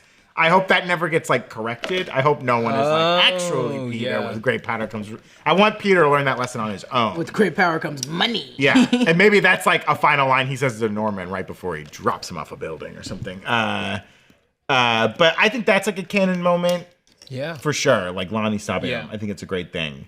Whether or not he gets his like Uncle Ben moment, which would be, Peter not stepping in and allowing a criminal to get away, and that results in the death of someone close to him. Right. I don't know if we'll do that, because I did hear Jeff talk about, like, in other interviews, like, he doesn't necessarily want to be beholden to all these, like, canon things. Yeah. And he's like, people know that. The fans of Spider-Man know those things. We don't need to, like, relitigate them. And he mentioned something when he's talking about, like, Uncle Ben, like, dying and saying this, like, perfect line as he dies. It's, like, a little too neat, right? We'll see it happen in other messier ways. So, I don't know. Maybe him saving Nico is like a canon event, right? Like, I mean, that was a really great moment, too. Good. Yeah, when he stops the car or the truck. Yeah, that's awesome. Also, someone was asking before, I think other people, will we get MJ or Gwen Stacy next season? Betty Brant! Betty Brant and HBS 13 asking, what do y'all want in season 2? Ooh. One thing you guys want to see in season 2 that we haven't already seen. And will we see MJ, Gwen Stacy, or Betty Brant? I don't want to see either. Bring them in, but don't make them love interests. Yeah, don't make them love interests. I would say. I mean, I would love to. I want to see who picked up the spider. Yeah, the other student. I mean, I don't. It would be great if it's Miles Morales, but I don't think it will be, because I think they want to kind of keep Miles in the Sony verse a little bit, which is smart, and they're doing a great job with that. I would love it to be like, Cindy Moon or someone, like another spider person. It could be Gwen Stacy, and she gets bit too and becomes like Spider. That's true. I think there's so many times that they fridge these girls for Right. Spider-Man that it's like, oh yeah, you can just make them Right. scientists and But they exist. Yeah, season 2, I want to see other Spider-Person, and I want to see Doc Ock. Yeah. Full form, baby. I can't wait for him to get out of there. Arms. I can't wait for him to get out so of that excited. prison. I'm so And he's excited gonna for beeline to Yeah. Oscorp. I hope they slow play the Green Goblin stuff. Like, I think they are. We're just constantly waiting, and it's they like, are so good at this slow play. Yeah. I also was thinking about. I was like, I think they're good at the slow play because there's like 12 plots. I was Right, like, there's yeah. 12 storylines, so you got to get to all of them. Yeah. Like strategically, and it takes a lot of time to do it. And they're playing it so slow. Yeah. He's gonna slowly unravel more. just crazy. Eventually, those fights that he's having with Doctor Strange are gonna just get more and more incoherent. You're gonna be like, none of this makes sense. What are you talking about? What do you want to see, Evan? I want to see Pearl get her wave powers on her first date with Peter. Oh, okay. Yeah. Now, somehow. do you think she's going to be a mutant in this? Oh, that's a good question. She's just gonna be super fast and a good swimmer. They go to Coney Island, they go to the Tunnel of Love, they get really nervous, and then all this water stuff. All the water? I see it like she's at a swim meet and like something goes wrong. And then like she starts She's controlling like, the water or no, something. and freaks out. Yeah. I just want her to have powers. I don't know. I think I'm the only person that's still weirded out that was his bababysitter. I've never dated She my called him babysitter. Peter. Yeah, think she's it's- like, you're a man now. I'm like, Yeah, it's a little much. It's a I little said, much. I was like, ugh. I want an episode just following Emma around and seeing what she's up to. I think there's something weird with that girl. Yeah. And I kept thinking about it. I was like, there's something here. I thought that for a they're gonna second come she to. was going to turn out to be like the other spider person. Oh, that When is- they were like, oh, she had some weird, her dog's grandma died. And it's like, She's saving people. it seemed very weird. And then, I mean, she could still turn out to be the other spider Anytime person. Spider-Man's like so swinging funny. around, she's like taking notes on the Yeah, suit, yeah. so she's like copying him, like Right, she's right, like right. chameleoning Oh, it, she's but in a good way. Taskmaster. Well, I like Or it. Taskmaster, yeah. That'd be so funny. The She's so weird that there's something with her. Yeah. There's perfectly weird. Yeah. Well, what a season it's been. As we love to do here on the After Show, we're going to highlight one character to get the comic book cover. I guess this should be the cover for the full season. Yeah. And I'll say you don't have to limit it to one person if you want. Yeah. Because I think Spider-Man deserves to be on the cover. This was a great use of Spider-Man. And man, I would put Norman on that cover too. It's been so much fun. Yeah. Coleman has killed it. It's been great. I really like it. They're slow playing it. It's beautiful. Put those two on the cover. You know what I would It's been do? so much fun. What On would the you do? cover, Spider-Man with the brick. On the back. On the back, Lonnie with the brick. The first page like that you're that. gonna see I is like him that. whipping that brick back down on that child. But as soon as you get to the last page, it's Lonnie holding the brick? I like it. On I the mean, phone, Lonnie's he's doing been this great, with too. the brick. With a brick. Yeah. Where did he find a brick? He just picked it up on the street. He pulled it out of there in he pulled Harlem. it out of any building he wants. And then also, what is it gonna? What is it? Is gonna all crumble fall because he just Yeah, took the yeah. wrong one out? Nah. You I'm also, gonna you're pull that bored. still. You pull out a brick. That's crazy. It's crazy. That's crazy. Go rip a tire off a car. That makes more sense. At least the car's everywhere. Keep going. Sorry, There's bricks everywhere. bitch. More bricks than tires. I'm about to go right here. Yay! Just put Daredevil and Finesse. There we go. Finesse. Great. Done deal. Hey, Incredible. Finesse. Hey. We use our hero names on the street. This is the first lesson. She said Charlie. No, Charlie Cox. She said the actor's name. Don't use my voiceover name. Shut up! Shut up! Also, that was so funny, Matt being like, "You're not usually this distracted." I'm like, "Ugh, I got stuff to do. Unlike you, I'm still a kid. I'm still an intern. Matt Murdock, mind your business. But also, I want to see Matt Murdock fight with, or not fight, but just like talk to Spider-Man all the time. Where Spider-Man's like, "Wow, your powers must be like this," and he's like, "Nope, not quite." Oh, I will say too, we heard Vincent D'Onofrio was voicing Canon Yeah, a on the lot of show, people and he were did not asking show about up. that. Maybe second season. Season 2, Season yeah. 2. Yeah. I'm sure. I think things just got messy with like the initial like hope that they could connect it to the Yeah. MCU. Seems like maybe this was a much earlier decision than we would think, that they decided to make it its own thing. Yeah. But I mean, probably people are already like, we're gonna get Charlie Cox and I'm Vincent sure- D'Onofrio, they're gonna voice every single iteration of this character. And I'm sure there, it was a situation where they probably had Charlie and Vincent doing like ADR for their show, yeah, and they were like, "Hey, while you're here, Yeah. let's have you- you read some stuff for Yeah. the animated series." And they, there was no way to hide it that they were both doing the recording session, so the Yeah. news came out that they would both be in the show. yeah. And we just didn't get Vincent this season, but we got. I'll write it down. We'll ask Jeff about that one too. Got a lot of questions for Jeff. Speaking of, it's been a lot of fun to talk about this series with the two of you, with all of you watching out there. And to celebrate the season 1 finale, we're going to have showrunner Jeff Trammell answer some questions that some of you sent in and a lot of questions that we have. So stick around for that. Take it away, future us. Hey, it's me, Brandon, from the future. I've switched seats because I went through a time portal, but we're so excited to be joined by Jeff Trammell, creator, showrunner of your friendly neighborhood Spider-Man. We're so happy to have you here. We've got a few questions of our own.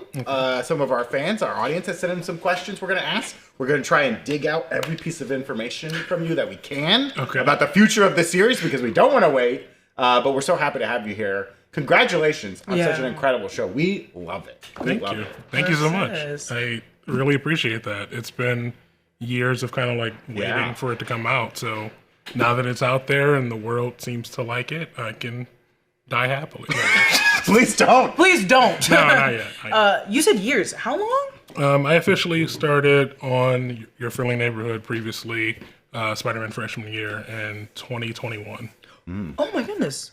Why did I think this was like 2 years ago? No, I mean, we've been kind of talking about the news about it here at the channel as we learn like little bits and pieces and been very excited for it. I was fortunate enough to be at D23 this year where we got to see a clip and see footage, and I was blown away, and it made me so stoked for the show, especially learning like Coleman Domingo was going to be part of the cast. And it's been great, and we've been loving it. Jessica's been breaking down the episodes. There's so much packed into this show. I think it's really impressive, and it really shows like the love for Spider-Man. When you got on this project, was it like daunting to have the power of creating a whole new universe of Spider-Man? Is that a lot of pressure? I mean, you know what they say with great power comes a lot of things. No. I was going like this. I was like, which one's he going to say? Which one is he going to say? No, I mean, yeah, it's daunting because it's a character I love. There's 60 years of this character, and you want to just like do right by it, but also want to take big swings, want to leave your mark on the character. And I think there's a part of me that's like, okay, I can try to play this very safe, or I can tell the kind of story that I would want to see as a fan. And for me, it was like, I have this opportunity. I want to make sure that like this is something that if I was a kid or if I was an adult and this show was on, it'd be something I want to tune into every week. So just trying to like go for broke, kind of as it were. What would you say was one of the biggest swings you did take? That I did take? Yeah, that you did take on the show. Honestly, I think just being willing to approach Norman in a fun, different way. Yes. I think there's a lot that I was like, okay, this could be interesting, this could be fun, but like really just taking Norman, a character that we all know, and trying to find a way to introduce him to an audience that knows him and is distrustful of him, and see if I can just even the slightest bit make you think, oh no, he's not so bad, And I think a lot of that is obviously on like the shoulders of Coleman, who is remarkable as Norman, but also just like, meeting this character and coming in with these preconceived notions and being like, okay, well, that's every other version of Norman, but this one's different. This one could be nice. This one could be cool. And, knowing that everyone's going to doubt that. So seeing how we can win them over if we can. And I've been doubtful. Yeah. I've been the one that's like, I can't trust him. But when we were first starting to break down the show and talking about your interviews, I love that Brad Winderbaum was like, yeah, when we got Jeff, like coming from Craig of the Creek, he's really good with characters and making them all feel like they have a voice and make them all very important. And that's what I kept linking onto for Norman Osborn. I was like, okay, maybe he's not bad, just questionable. Morally very rich, and I'm scared. And as everyone should be around Norman Osborn. Yeah. Now you might be cagey about this. Oh. Is Norman already the Green Goblin? No, I think he's Norman Osborn. You think he's just Norman? He's Norman Osborn. He's not. There's not stuff off camera we're not seeing where he's like going back to his house and tearing up pillows and if it's talking into the mirror. Off camera, I'm not seeing it. You're not responsible. Okay, thank you. Okay. This is Brandon 3 episodes going. I was like, this man is already the Green Goblin. Well, he also said, which I want to ask about this. I know what I think the answer is. I'm so intrigued. Is there? You mentioned today we were talking about an AI version. Oh, okay. I got a pitch for you. go Okay. ahead. If you haven't figured out how to do Green Goblin yet, here you go. Okay. Okay. Green Goblin is not another personality of Norman. It is an AI that he's created, and the Green Goblin AI starts infecting the tech. When that glider showed up at the Scorpion fight, for a second I was like, it sounds like Norman's talking through this thing, but what if this glider just went on its own? And the AI, the Green Goblin AI has taken over, and that's going to be his like dual sides, where Norman, the business owner, is trying to stop his Green Goblin AI from like taking over. I mean, I like it. Okay. It's not a no. It's not a no. It is a bad idea though. It is. Being able to wage war on AI as a creator, I'm down. Oh, well, I mean, 100%. 100%. Gino is here. Yeah, I mean, I'm so glad that even this season there wasn't a moment where, like, you see Norman, like, transform already. I love the slow play of it. Especially, I mean, you mentioned, the preconceived notions the audience has, because so much of your audience knows the Spider-Man story. But there will be a good portion that this will be their Spider-Man. Mm-hmm. And that's so awesome. And it's going to be so fun for that person to see these characters develop in their own ways, whether that's how they've traditionally developed in the comics or it's something brand new. Because we all have our different Spider-Man. I've heard you say in interviews the 90s Spider-Man. Mm-hmm. That was the show I've watched too. Like, that's where I learned a lot about, all those characters. So I think that's awesome. And I love your use of so many named characters. Yeah. But it's not like right out the bat they're all doing their thing. It's a very slow play. And it's great. Thank you. Can you tell us, not which ones, but if some are potentially going to get their powers by the second season? You're just coming right out. Ooh, I'm sorry. we don't want to wait anymore for the second season. No, we're excited. We're just obsessed with Nico and Pearl, and we love Wave. And so we were like, oh, are these certain characters going to maybe get their powers? I mean, I would say the finale episode, there's a few hints at a few things. And I'm very much of the mind of I don't want to hint at something if I'm not ready to go down that road. Okay. So that's my answer for now. That's good. I'm going in immediately already. So I don't know if this one's it's heavy for me because you guys brought in this paradox into this episode. Can you tell me? You're talking about Doc Ock and Doc Connor, right? The two docs. I'm talking too about many doctors on the show. There are a lot. Dr. Willie, everyone's a doctor. How easy is doctor. it to get a doctorate in this universe? Norman doesn't have one. He could have bought. You think he could donate enough money to Empire State and just get an honorary doctorate? Yeah. I guess that's clearly not on his bucket list right now. He's trying to do everything else under the sun. I love him for it, but the idea that Spider-Man created this event, Spider-Man is now the loop that is Doctor Strange, Spider-Man becoming Spider-Man, where the spider came from. Whose idea was that to create that paradox? Did you see how it jumped? Why did that scare? She was gonna take you. I can't fathom it, and so I want to know. Pick your brain for why did you guys apply it to the show? When we were trying to figure out how to, so much of the show is what but different. So early on, it was like, okay, we want to do the spider bite in the show, and how do we make that work? And we tried different versions. We tried maybe it's the kind of classic. He goes to the science fair, Oscorp's there, spider gets loose, but we've seen that so many times. I want to try something new.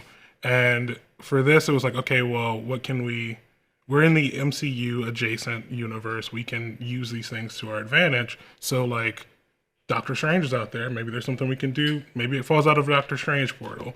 And then it was like, okay, well, what's a satisfying way to tell that story? Because I didn't want to do just it's from, this part of the universe and it falls in that to me isn't as interesting. It's just here's the thing I'm going to set. Hope you forget it and pay it off later. And for me, it was very much there's something so profound in that Norman is bringing in Peter and unknowingly possibly creating one of his greatest rivals, and in doing so, creating Spider-Man.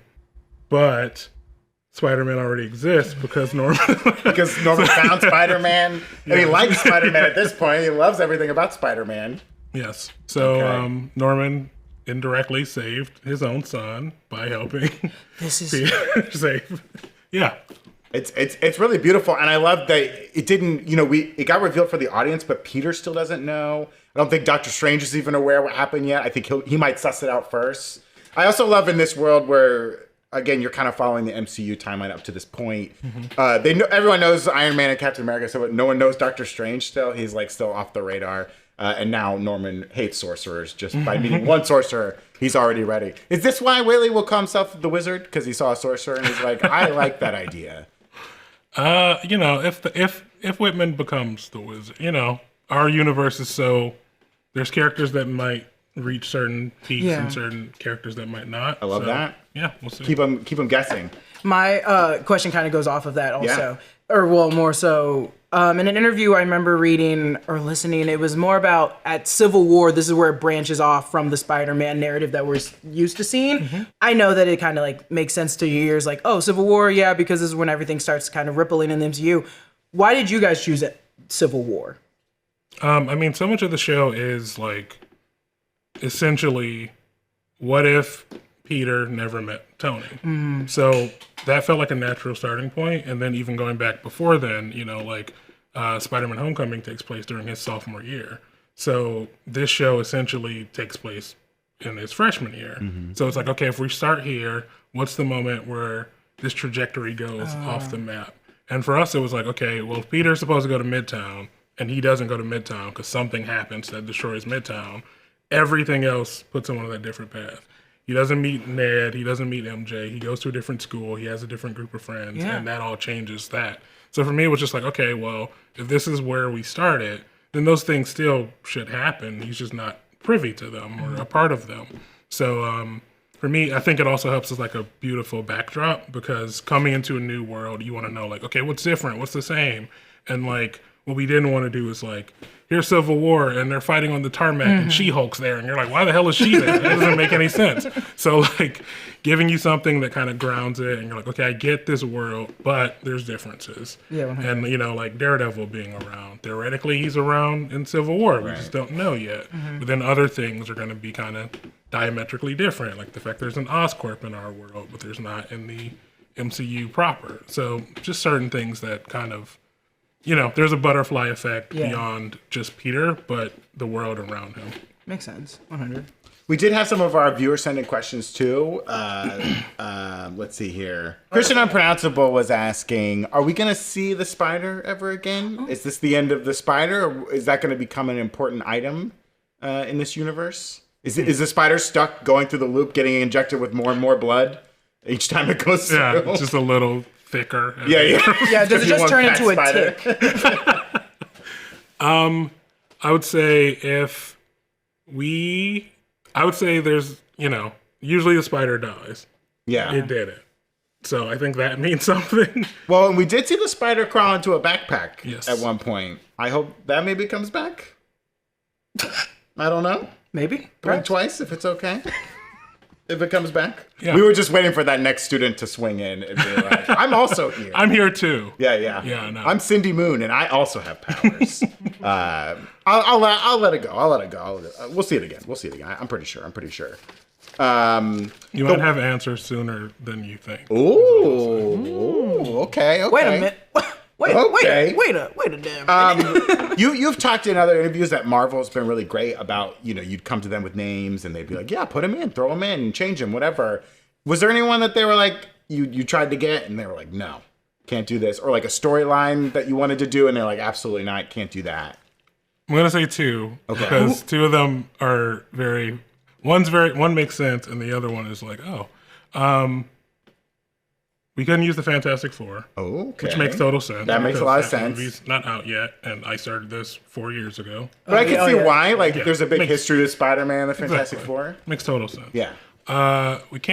We weren't able to use Big Wheel, and I don't know why. We were like, can we use Big Wheel? And it was like, nah, maybe don't. Is it because of the name?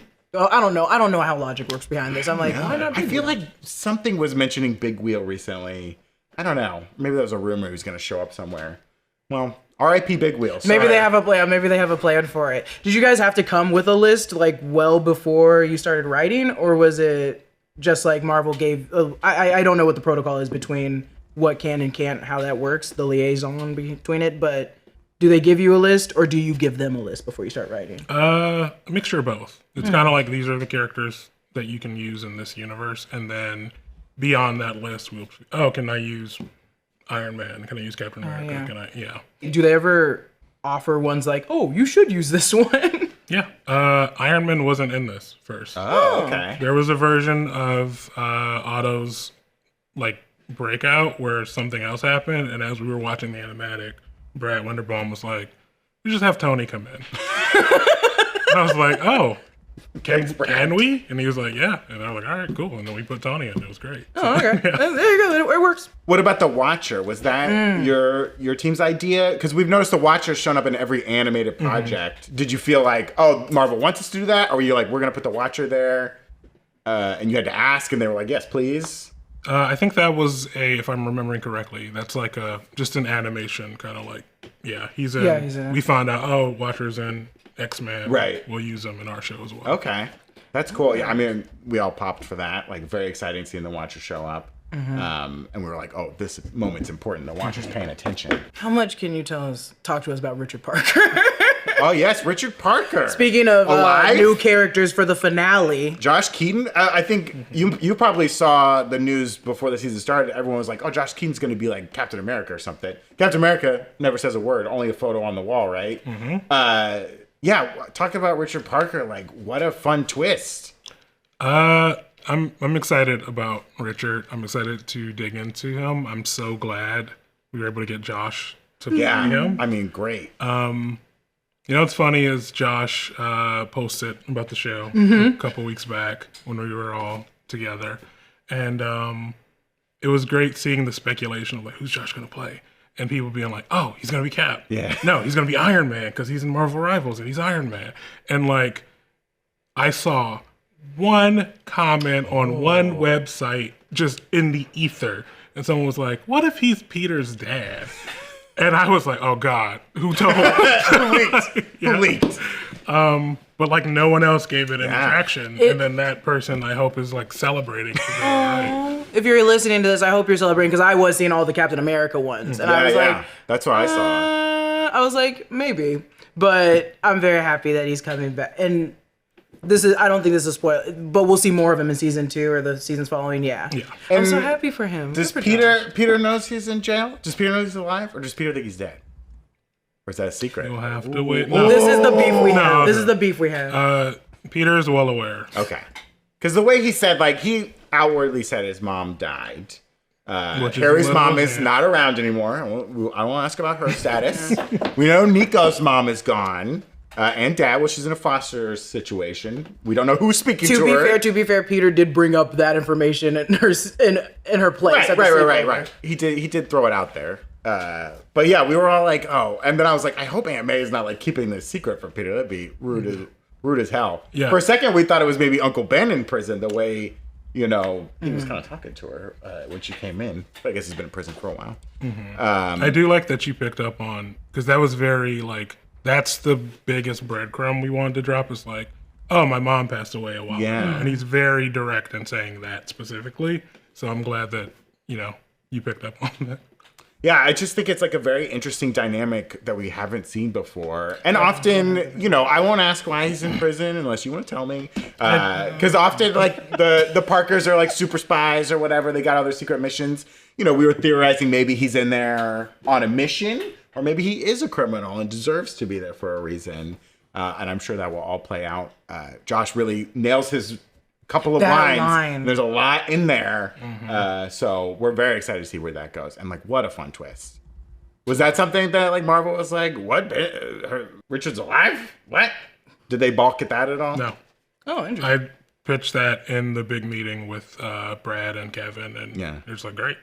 Awesome. This is awesome. Dig into it. And I'm excited for you guys to see more of Richard because Josh brings something incredible to that character. I'm so happy. Very excited to see more of that. This is a side question that is not on here or in my list of questions. What hat was Kevin Feige wearing when you were in that meeting? Yeah, what was the logo on the hat? It was 2020 21. okay. So It's a faraway hat. That's a movie that's done come out now. I by can't now. remember. God, what was he wearing the hat? Oh, He's never. He's not wearing, wearing that. he's wearing that. It might have been like, gosh, was it like? It might have been Thor or Wakanda. I was thinking Wakanda Forever. Yeah, maybe. yeah. Maybe. That's so funny that it's like you're never gonna catch him without a hat. He's never gonna be slipping. I will never see Kevin Yeah. Feige's head. We- What? Are we acting like we're gonna see his head one day? No, I'm laughing because the first time I interviewed for a job at Marvel with Kevin was over Zoom because it was during the pandemic. Yeah. And it was in his office, and behind him was just a wall of hats. So it is very much like you just trying to take one and put it. Yeah. There is no way he just walks to the back of his room Cryo and does this chamber full and of does one of hats. these and goes. Hello, Kevin. Which hat would you like to wear today? He knows exactly what is it, the size. He knows everything, the measurement. He's got his measurements. Now Peter, he's heard the line, with great power comes great respect. But he hasn't, necessarily had the like Uncle Ben moment that we know of, where as a powered individual, his lack of stopping a criminal led to someone like dying. Is that a moment you want to visit in the show, or do you see that as like a moment that needs to happen? I've heard you say in interviews that like canon events, you don't want to like necessarily be beholden by those. Stop me if I'm speaking out of turn, but like, you don't want to rehash the things that the fans have seen 1,000 times. You want to approach them from new ways, but is that something we should be worried about, that one of our dear beloved characters will meet their doom for that moment to happen? I think you're overlooking beloved 1/10 member Slim, who gets stabbed by... Oh, that is true. That was brutal, by the way. And I mean, I know that weighs heavily on Peter's mind. Oh, okay. From that guy dying before he even arrived in the room. No. I was like, wait. No, he was... I was like, I covered my mouth. I covered my mouth because I went, oh no, am I reacting poorly? Because I was laughing. Because I think like the MCU holding that moment to the third movie and then killing off Aunt May was brutal, absolutely brutal. And every day I worry about Lonnie.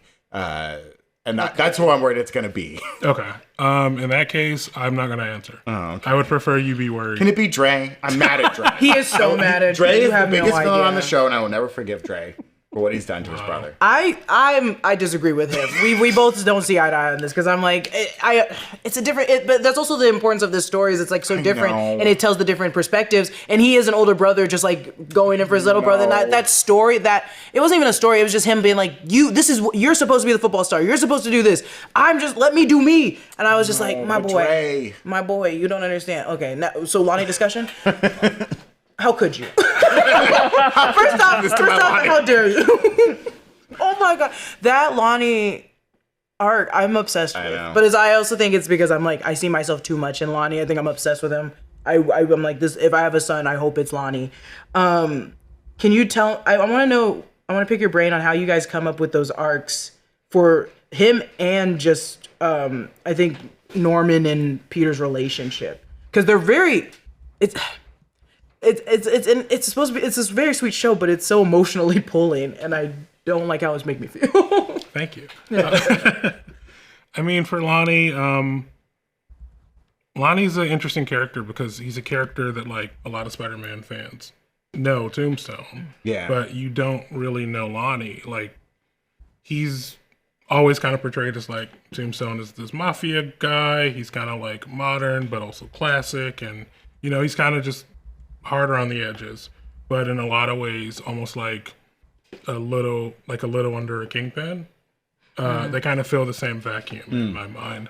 So knowing that we were going to use Lonnie, it was like, okay, how can I make an audience care about a character that does not have a lot of substance in his backstory, beyond just like beating the hell out of like Robbie.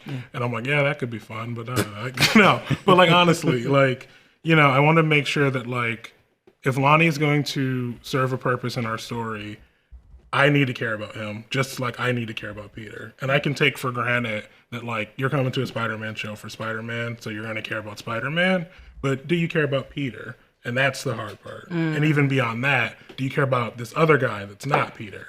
And once that walk home starts happening, Stop. and I think there's a moment where you're like, why am I following this guy? Right. So for me, it's like, how can I immediately convey to you that this is a nice guy who is no different than Peter, who is going on a journey that is very similar to Peter's, but almost like the reverse image of it. Yeah. You know, they're on similar journeys on different paths. They're the same side or two sides of the same coin, but, you know, each one has different opportunities afforded them. Yeah. So like for me, it was like making you feel invested in Lonnie, and just like for me, I also wanted to like dig into. I think anyone who sees Lonnie, the same thing with Norman, you're gonna come with preconceived notions, and the second you see him, you're like, okay, he's tall, he's a jock, he's popular, he's dating the girl that Peter likes. I hate him. I hate this guy. I love Peter. Screw you. And then you meet Lonnie, and you're like, oh, he's smart.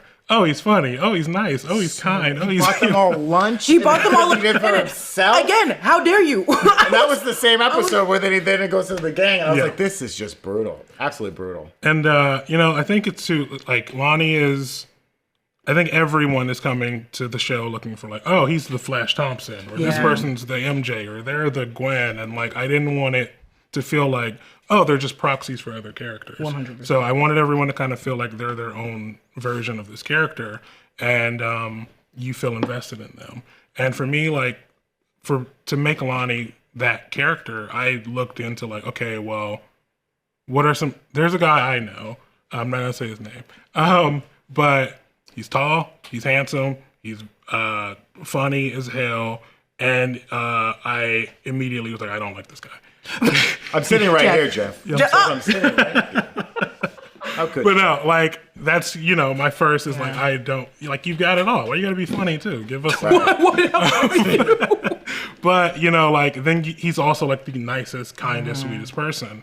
And it was just like, okay, well, I'm the jerk because I'm trying to find a reason not to like this guy who is so likable. Yeah. And once I figured that out, I was like, okay, that's who Lonnie is, because that's the person you're going to care about. And if you know where his story is supposed to go, already you're like, oh, please Yes. don't go on this road. So yeah, As soon as you win that Oscorp Trump, or the Oscorp Trump, I was like, oh no, it's gonna happen for sure. Now you really, I mean, you got me, because I had, the second he was like paired up with Peter, is with the jock, I was like, oh great, here we go. And then I felt like Peter when he's like, actually, I know science, idiot. Like, I'm not a dummy. That line was you got me, perfect. Lonnie. You got me good. And Lonnie was still nice doing that, just being like, yeah, I just thought you would be a nice person to team up with. I went, Yeah. my baby, my baby. And I think that's a really interesting thing you've done on this show, is that, like, this Peter Parker has a ton of friends at school and is very well liked. And if anything, they're all like mad he's not hanging out with them more. And that's totally different than a lot of the Peters we see, where he's like this social outcast. He has this great friend group who half of them know he's Spider-Man now at this point, and they're like supportive and they're helpful. And like, even when we think we're getting a foil in like Harry's not jealous that he's talking to his dad more or anything. He's like, no, I just want to be a part of the team. What's that like? Was there a reason you wanted to give this Spider-Man that kind of school life? Is it more just to like play with the preconceived notions, or is that something you really wanted to explore? It's a mixture of both. I mean, I like, you know, kind of classic bullying, I don't think is really like a thing anymore, at least from people I talk to, and, you know, like younger audience. It's not like, oh, this guy's my bully at school. You know, it's not really, it's kind of antiquated. So I didn't want to lean into that.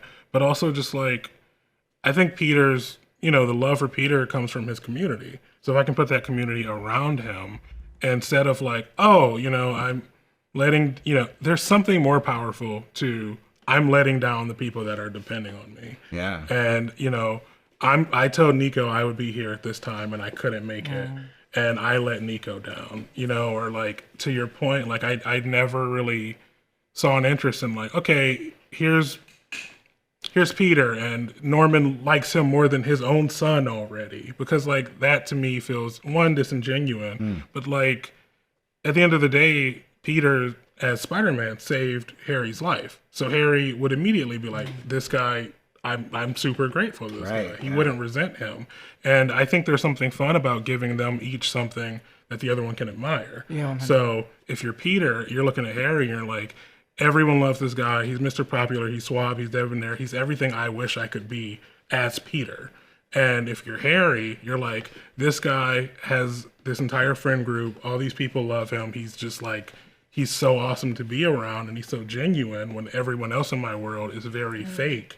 You know, they each can take something away from each other. So that, to me, I feel like makes them perfect friends. And then Nico, on top of that, is this kind of person who can hang with both, is a nice kind of like rounding out of like, you know, sometimes she can be the harder one in the group, but also she can be, you know, a sounding board for both and also depend on both. I think is like a nice trifecta for them.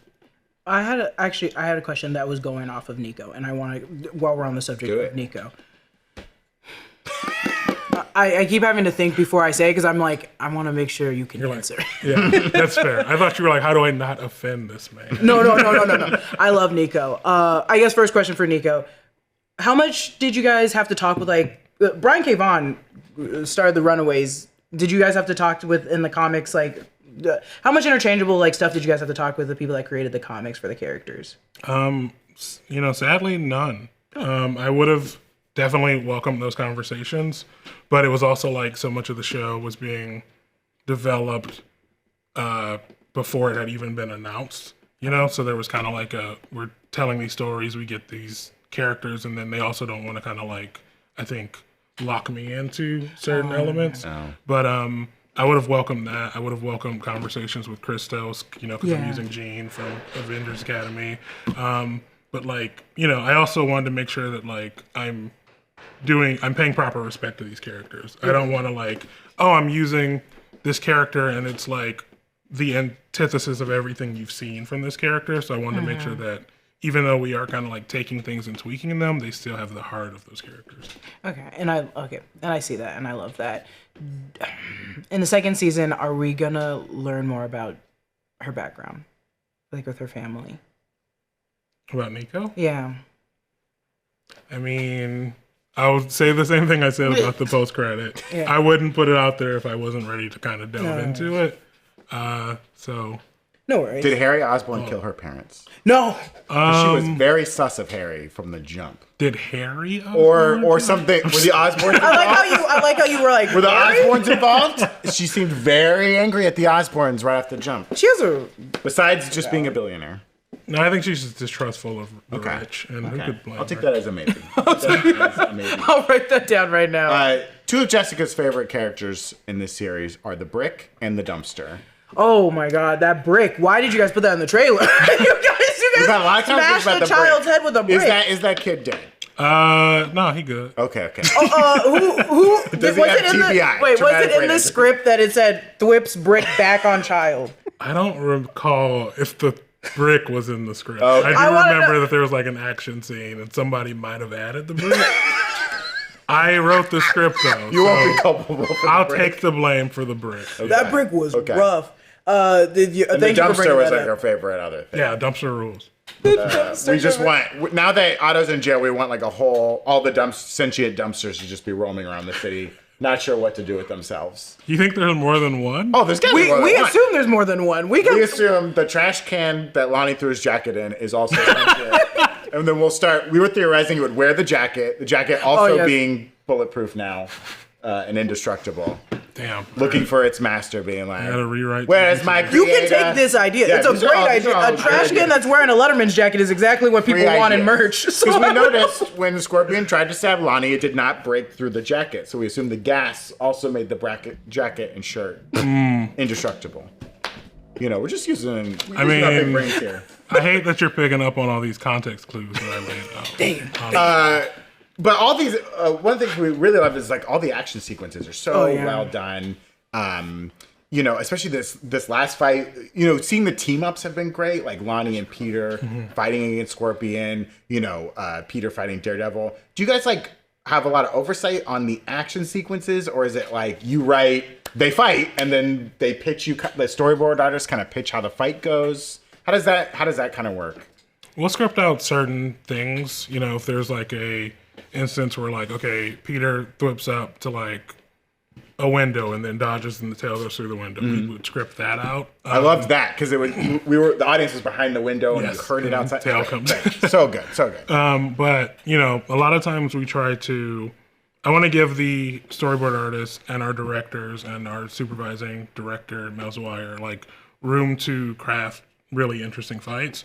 I came from a show that was storyboard driven, Craig of the Creek, and so much of that is just like, okay, here's the story in an outline form, and then the storyboard artists take that and they add dialogue and they push it even further. So like coming from that, I know how much like as a storyboard artist you can add to a sequence or you can push things even further. So I never wanted to feel like, oh, you have cool ideas, but like just do what's in the script. I'm very much of like, if you can plus it, if you can make it even better, do your thing. And that's for our board artists as well as like our previous team. Like we had a version of that Daredevil Spider-Man fight, and then they took it even further and added the like helicopter elements. And I was like, oh my God, yeah, how do we not do this? So, yeah, I mean, not taking credit away from our writers as well, but very, it's very collaborative in building out those fights. I love that. And honestly, all you told me more was that brick was from the animatic. I mean, here's what I'll say. Someone did. I want to know names. Who chose the brick? If it helps, at the end of the season, Lonnie crushes the brick. It came back. It came full circle. He was holding the brick. We talked about the brick. And I wouldn't let up on that brick. I was like, also, where did he just grab a brick from? But I also was like, these bricks in these streets. Hey. There's Avengers fights. There's bricks all over the place. Also, wait, Zach Cherry. Yes. You guys, this was pre-planned? Yeah. Well pre-planned. You guys wanted to bring Zach Cherry's Clev into this. Did you guys name him Clev? Or did he have that name? That's what I thought. Well, no, he's Clev in Shang-Chi. He says his name when he's recording. Okay. But if you thought I was going to do research for this movie, watch Homecoming, watch him say do a flip, and then immediately not be like, let's use Zach Cherry, and then the fact that he was in Shang-Chi was like, okay, well now yes. So yeah, that was definitely like from day one, really, we're going to use. He's the new Uatu. He's just going to make his rounds. Yeah. Oh my, I would be okay with that. The duo flip is always the scene that everyone remembers. And great with Severance at the same time. Yeah. People were like, is that the guy from Severance? We mentioned Otto Octavius previously. Hugh Dancy is killing it as Otto Octavius. How did you get to Hugh Dancy? As a big Hannibal fan, so excited to see him come back. Was that like you wanted him from the jump, or he auditioned for it and you liked his take on it? Honestly, I would say there's some roles that were really difficult to cast because there's so much weight to them. And Norman was one, and Otto was one for sure. And as much as I want to take credit for those two, I can't. Norman, our supervising producer, Mel Zwire, suggested as we were trying to figure out like who can do all of this, all of the things that Norman has to have, which is like poise and grace and a little bit of like scariness, but also like that big grandiose kind of like feel to him. And he was like, what about Coleman Domingo? And I was like, that would be incredible. He is Oscar nominated. He's not gonna. He wants to. Okay, great, awesome. I mean, the man came to D23 for you. Yeah, he pumped me up for that show. He's game, and that's been incredible to like have to get to work with him and see how much he brings to the role, and is excited to do so. And the same goes for Hugh. Like we're trying to figure out who he could get for Otto, and one of our writers, Raven Kone, was like, "What if we got Hugh Dancy?" And I was like, we can't get Hugh. Oh, he said, yeah. Yeah, okay, now I see why you don't want to take credit for it. You're the first one to I'm say always that like, no. I'm like, they don't, no. And then everyone's like, yeah, I'll do it. And that's been awesome because Hugh, like, again, like, he came in, was like, okay, cool. Were we thinking, do you want me to do, like, American for this? I was like, yeah, let's try it. He popped into that voice on the spot, like, boom, what if it's this? And we're like, okay. Yes, please record, go. Yeah, the voice is so good. Immediately? Yeah, You just incredible. Go off. I thought maybe it would have taken a minute. Oh my God. We also love Vincent too. We have a lot of love. Oh yeah, Vincent. I love Vincent. Is he going to return? Yeah, Kellen Goff, Vincent. Yeah. Oh yeah, he's also, and Kellen's a fan of the channel. I love Kellen. He is incredible. He's Vincent. he also voices the alien for us, and he is just a joy to work with and a joy to watch work.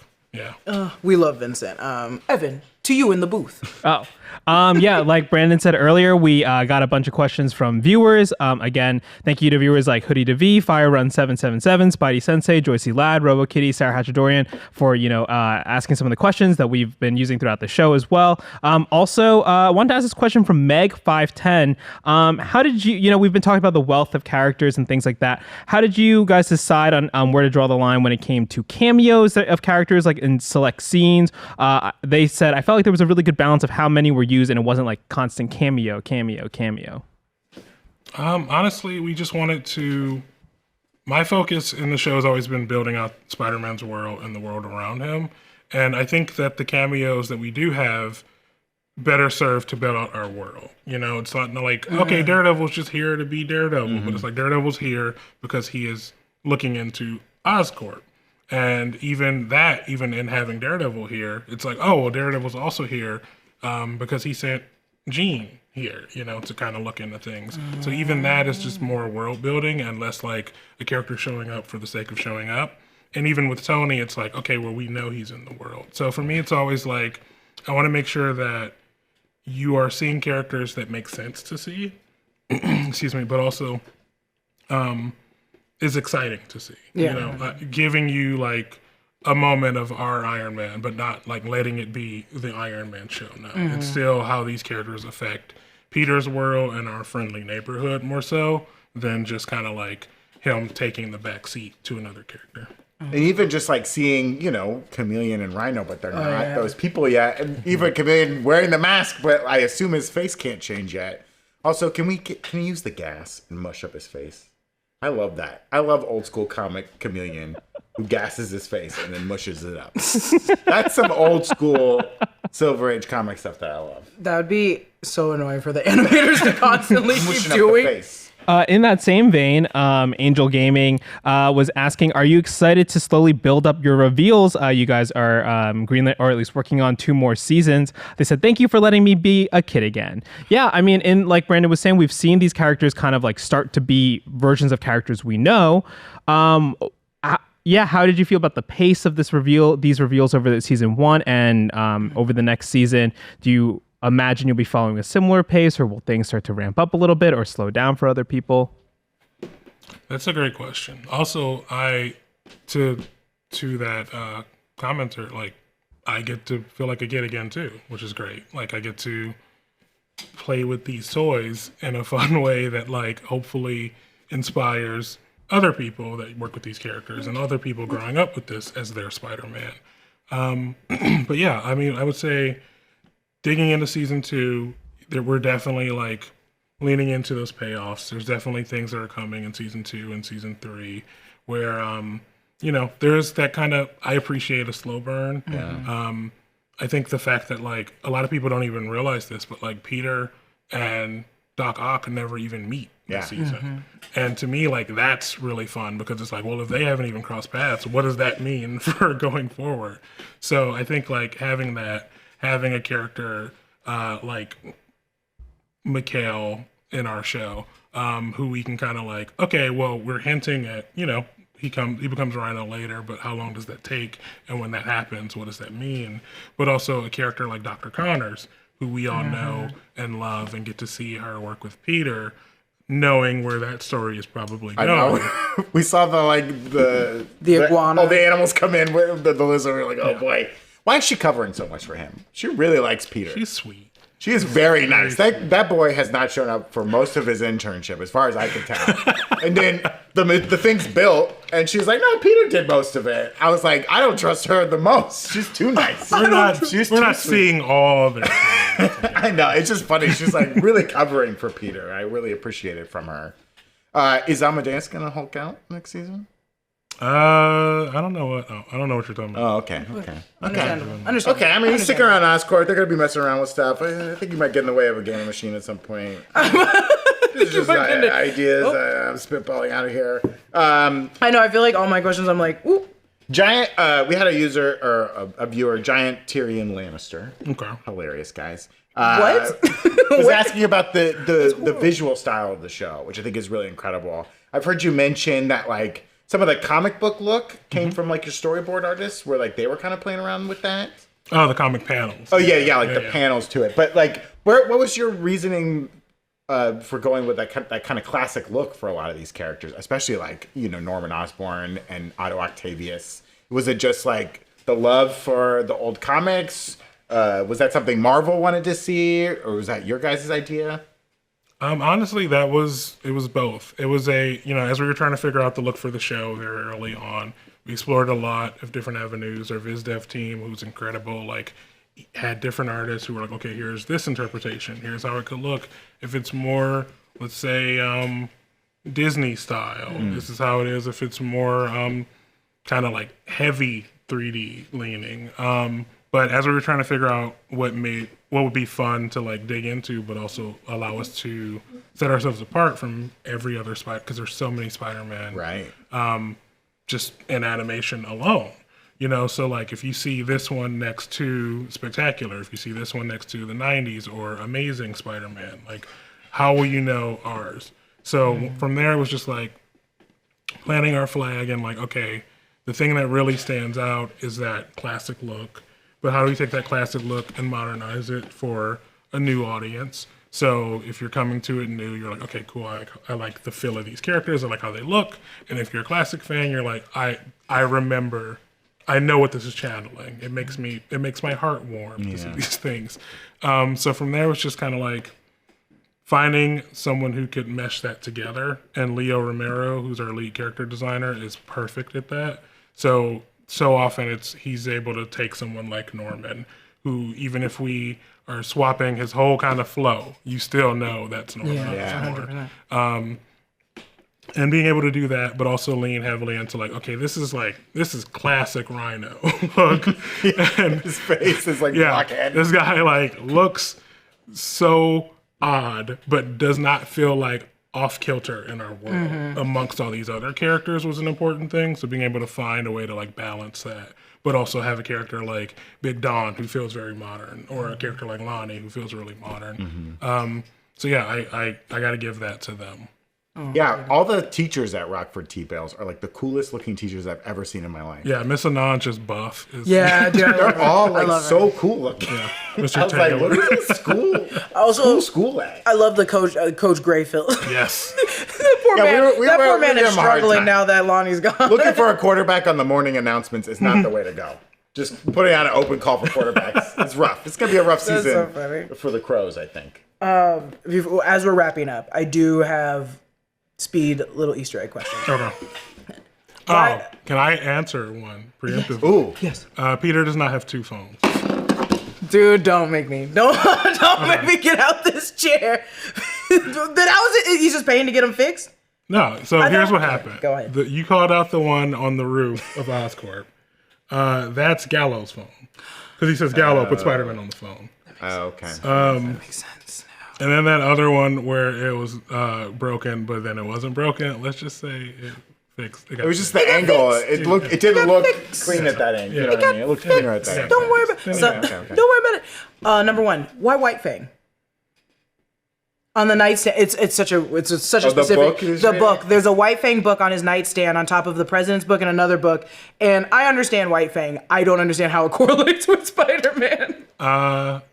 Someone who he loves gave it to him. Okay, makes sense. Beautiful. Makes sense. I'm so mad because I have all these Easter eggs in my head, and I was immediately like, adult fantasy, the Giants comic book. Who? It could be someone that's an artist that's a huge fan. Are you guys all fans of that series of comics? No, I specifically asked to use that one because that's the issue that is right before Amazing Fantasy 15, where Peter appears. Okay. So he's reading it, and then it drops, and then you meet Peter Parker. All right. In the finale, there's a board in the background that has all the people that I assume all the people that we want to join Webb. There's one name on there that no one has been able to get, and it is Adam Rodney. Do you know an Adam Rodney? No. Oh, we all It's the one we can't figure out. That's the only one that we were like, oh, let's look in this deep hole. But also, I didn't catch the phone was Gallo's phone, so I might have just been messing up. Some of those names are comic book characters, and some are names that were filled out by Scott Forbes, one of our character designers and just overall amazing talents. Some of those are names that he added as well.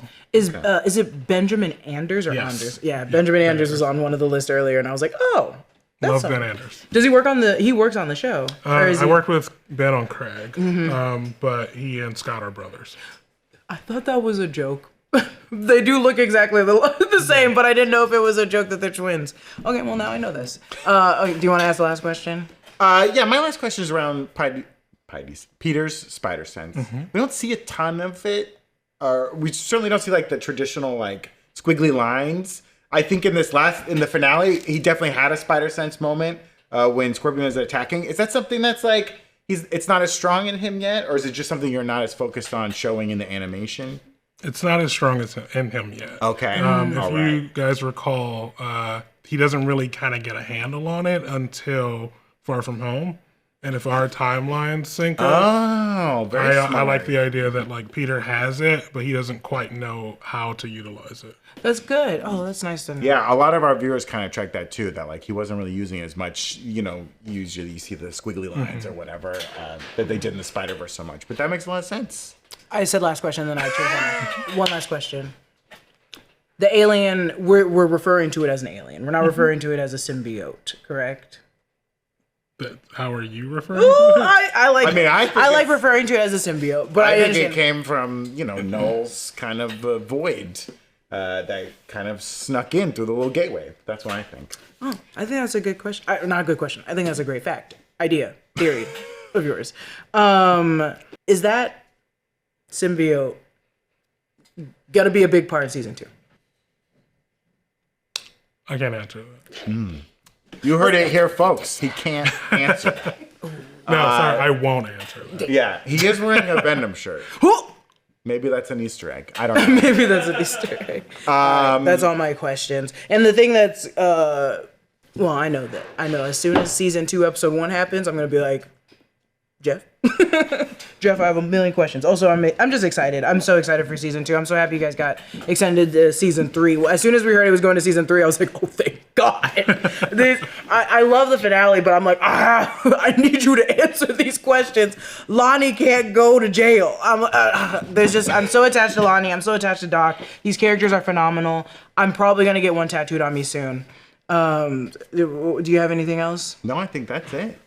Jeff, thank you so much for coming Thank by. Again, congratulations on the show. It's incredible. Thank you for making the show. It's been great to explore Spider-Man all over again and in a really fun new way. And this is my favorite. It's my favorite way. Yeah. I'm so excited about every character I'm attached to, and my nephew is obsessed with Lonnie as well. So we're just praying for Lonnie in my house. That's all I gotta say. That's all. Prayers for Lonnie in the chat. if you Not want for to. Drew. Not for Drew. Not for Drake. Or Drake. Not for Drake. No. Drew? I said Drew and I missed You Drake. literally forgot about Drake. The thing is, there's a lot of reasons why we had to forget about Drake for a minute. Well, back to us. Well, that was a great conversation. What a great conversation. Oh my God, Jessica, Incredible. so good. I love it. My hair was probably down. We'll never know. We'll never- Because we live in the future. We sent a spider from the future to bite us in the... I don't know. They took my hair tie down, and then I got it The back. hair tie came from the future, so you had to give it to Yeah. yourself. I don't know. That's it for us today. Make sure to subscribe to the Breakroom channel right here on YouTube and give us a follow on Twitch where we do videos like this live. Follow at BreakroomNR on Instagram, Blue Sky, Twitter, Threads, X, wherever you can find us. We'll catch you next time. Late skaters. Goodbye.